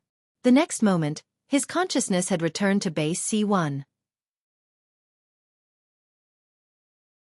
The personal reservoir had a special feature. If it was summoned by Emo sure's main body, it could be summoned anywhere. If it was summoned by the sea dragon clone, it could only be summoned at the place where it disappeared. Therefore, Emo sure let the sea dragon clone swim into the personal reservoir. Then he took a step. His figure instantly disappeared, leaving only 100-meter-tall dragon phantom in place. At the same time, next to the blood waterfall in the Death Valley of the South Pole, more than 2,000 blue and white light balls suddenly appeared. Emo sure's virus clone had been guarding here the whole time. He watched these blue and white light balls slowly condense into human figures, but he didn't run away in fear. Instead, he followed Emo sure's instructions and stared at these slowly appearing human figures. At the same time, his eyes were blood red. He had already opened the blood demon's eye. Soon, when those people's figures were completely condensed, all of their levels had already been seen by the virus doppelganger. The strongest one was a level 8 hunter. Then there were a few level 7 hunters. There was also a level 6 psychic. The remaining 2,000 people were basically all hunters below level 5. And among them, there was a cheetah-shaped mecha that was more than 5 meters long and 2 meters tall. The entire mecha was made of a metal that didn't exist on Earth. Its body was full of mechanical and power. The sharp claws at the end of its limbs were made of a metal unique to the Flaming Origin continent. It was extremely sharp. Its sharp teeth glinted coldly under the sunlight. Its tail was also full of sharp blades.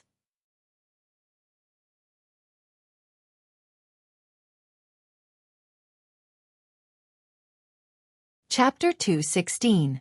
The cheetah mecha cover was filled with a sense of machinery and power. Disregarding everything else, just this steel body alone was made for battle. Mechas were extremely expensive on the Flaming Dawn continent. The Sandstorm mercenary group had more than 30,000 people, but they only had one mecha. And now, he was looking for his brother-in-law, so Sha-Chi brought this mecha over. It was obvious how much he valued his wife. As soon as these people appeared, they naturally saw Emo sure's virus clone. Bertha, who had an exaggerated figure, saw Emo sure's virus clone and her eyes immediately turned cold. She hurriedly used her telekinesis to drag the virus clone up. She directly grabbed it in front of her.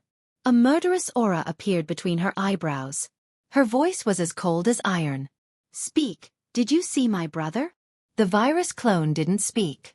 A cold light flashed in Bertha's eyes. She used her telekinesis. Rip! The sound of cloth being torn was heard. The virus clone was directly torn into several pieces. 2 drops of blood splashed on her delicate face. She didn't wipe it away. Instead, she reached out and wiped a drop of blood. She stuck out her tongue and sucked the blood on her finger clean. She was like a child who had just eaten a snack and was sucking her finger. The entire mercenary group saw this scene and were all speechless. Who was the most ruthless in the entire mercenary group? There was only one answer in everyone's mind: the leader's wife. If anyone thought that the leader's wife Bertha was just a beautiful and sexy woman with a hot body, then they were completely wrong. She had a ruthless personality that was a great contrast to her appearance. Her gentleness and sweetness were only reserved for the leader. And the leader Sha-Chi also doted on his woman. At this moment, he tucked a strand of hair in front of Bertha's eyes behind her ear. With a gentle smile on his face he asked, "What does this blood taste like?" Bertha's pretty face was slightly red as she said shyly, "The smell of the natives." Then she said with some anticipation, "In the Flaming Continent, you always told me not to kill people casually. I listened to you. Now that we're here, we can finally kill people, right?" Sha-Chi caressed her hair lovingly and nodded. "Of course, This is a hunting ground. The natives here are not real people. They are just prey. At this moment, countless tentacles grew out from the torn body of the virus clone. These tentacles were pulling at a few pieces of flesh, trying to reassemble them. When Bertha saw this, a cruel smile appeared on her face. It's actually an infected body. In the next moment, her psychokinesis exploded in full force and blasted towards the pile of flesh. Soon, the virus in the pile of flesh was killed. He had lost the ability to heal himself. Then Xiaofan said to a captain behind him, "Launch the drone." The captain nodded, then said to a man with a belt around his waist, "Drone lift off." The man nodded and pressed a button on his waist. The next moment, a light blue virtual interface popped out from his belt and a light blue virtual keyboard with the same light blue virtual keyboard popped out. Then, his fingers danced quickly on the keyboard. Hundreds of fist-sized cabins popped out from the body of the cheetah mech. In these cabins, there were fist-sized drones that looked like spiders but had wings. They flapped their wings at an extremely fast frequency and rose into the air. Then they flew in all directions. Then, the cheetah mech that had been motionless. Its eyes suddenly glowed with a faint green light. Its head turned 360 degrees. Then it stretched its limbs. Then it swung its tail. In the next moment, it jumped out. One step covered more than 50 meters. In a few leaps, it disappeared into the distant Death Valley. Xiaofan looked at this scene and patted the shoulder of the young man operating the mech. "Good job, kid. You're getting better and better. One person operating 100 drones and a mech, and you're still so skillful. You're a genius." The young man's waving hands suddenly stopped. He hurriedly said in fear, "Thank you for the compliment, Captain. Practice makes perfect." Xiaofan nodded. Then he said to the woman with an exaggerated figure, "Bertha. No one visits the first hunting ground. Father-in-law's mind is not on the hunting ground, and no one takes care of it. It has been developed freely for decades without even a map. We can only rely on these drones to find underlings." Bertha nodded obediently. "Okay, I'll listen to you." Half an hour later, at the edge of Antarctica, Emosher's figure stopped. He faced the south. There was a hint of seriousness in his eyes. Just now, he had already known the strength of these people through the detection of the virus clone. The strongest was a level 8 hunter and several level 7 hunters. There was also a level 6 psychic master. There was also a cheetah mech. He had already known how terrifying mechs were on the flaming land through the memories of the people he had killed before. The mech had an energy shield that could resist almost any physical, psychic, and energy attack. And the mech could shoot out energy rays. The power of this energy ray was exactly the same as the rays fired by the energy weapons of the hunters. And even if the hunters reached level 10, they could only use the energy weapon 10 times. And as long as the mech's battery was still charged, it could keep using the energy weapon. It was no exaggeration to say that having a mech was equivalent to having a great hunter. Of course, the mech also had its fatal weakness. That was the person who controlled it. As long as the controller was killed, the mech would lose control. So Emosher's dragons will scanned more than 100 kilometers away. After the cheetah mech jumped over, he did not pay attention to it. At this moment, in the sky, a fist-sized drone was flying over his head. This beast-shaped drone was more advanced than the ball-shaped drone last time. The beast-shaped drone could not only be used for searching, but also for fighting. Its 8 legs were extremely sharp and could easily pierce through a human skull. At the same time, its compound eyes could also shoot lasers. Although this laser was not as lethal as energy weapons, it could easily kill a level 1 hunter. At the same time, Emosher also knew that the surface of this drone could also generate an energy shield. It could resist any form of psychic, energy, and physical attacks. Even a small drone was so powerful. One could imagine how strong the flaming land was. Emosher held his breath and focused.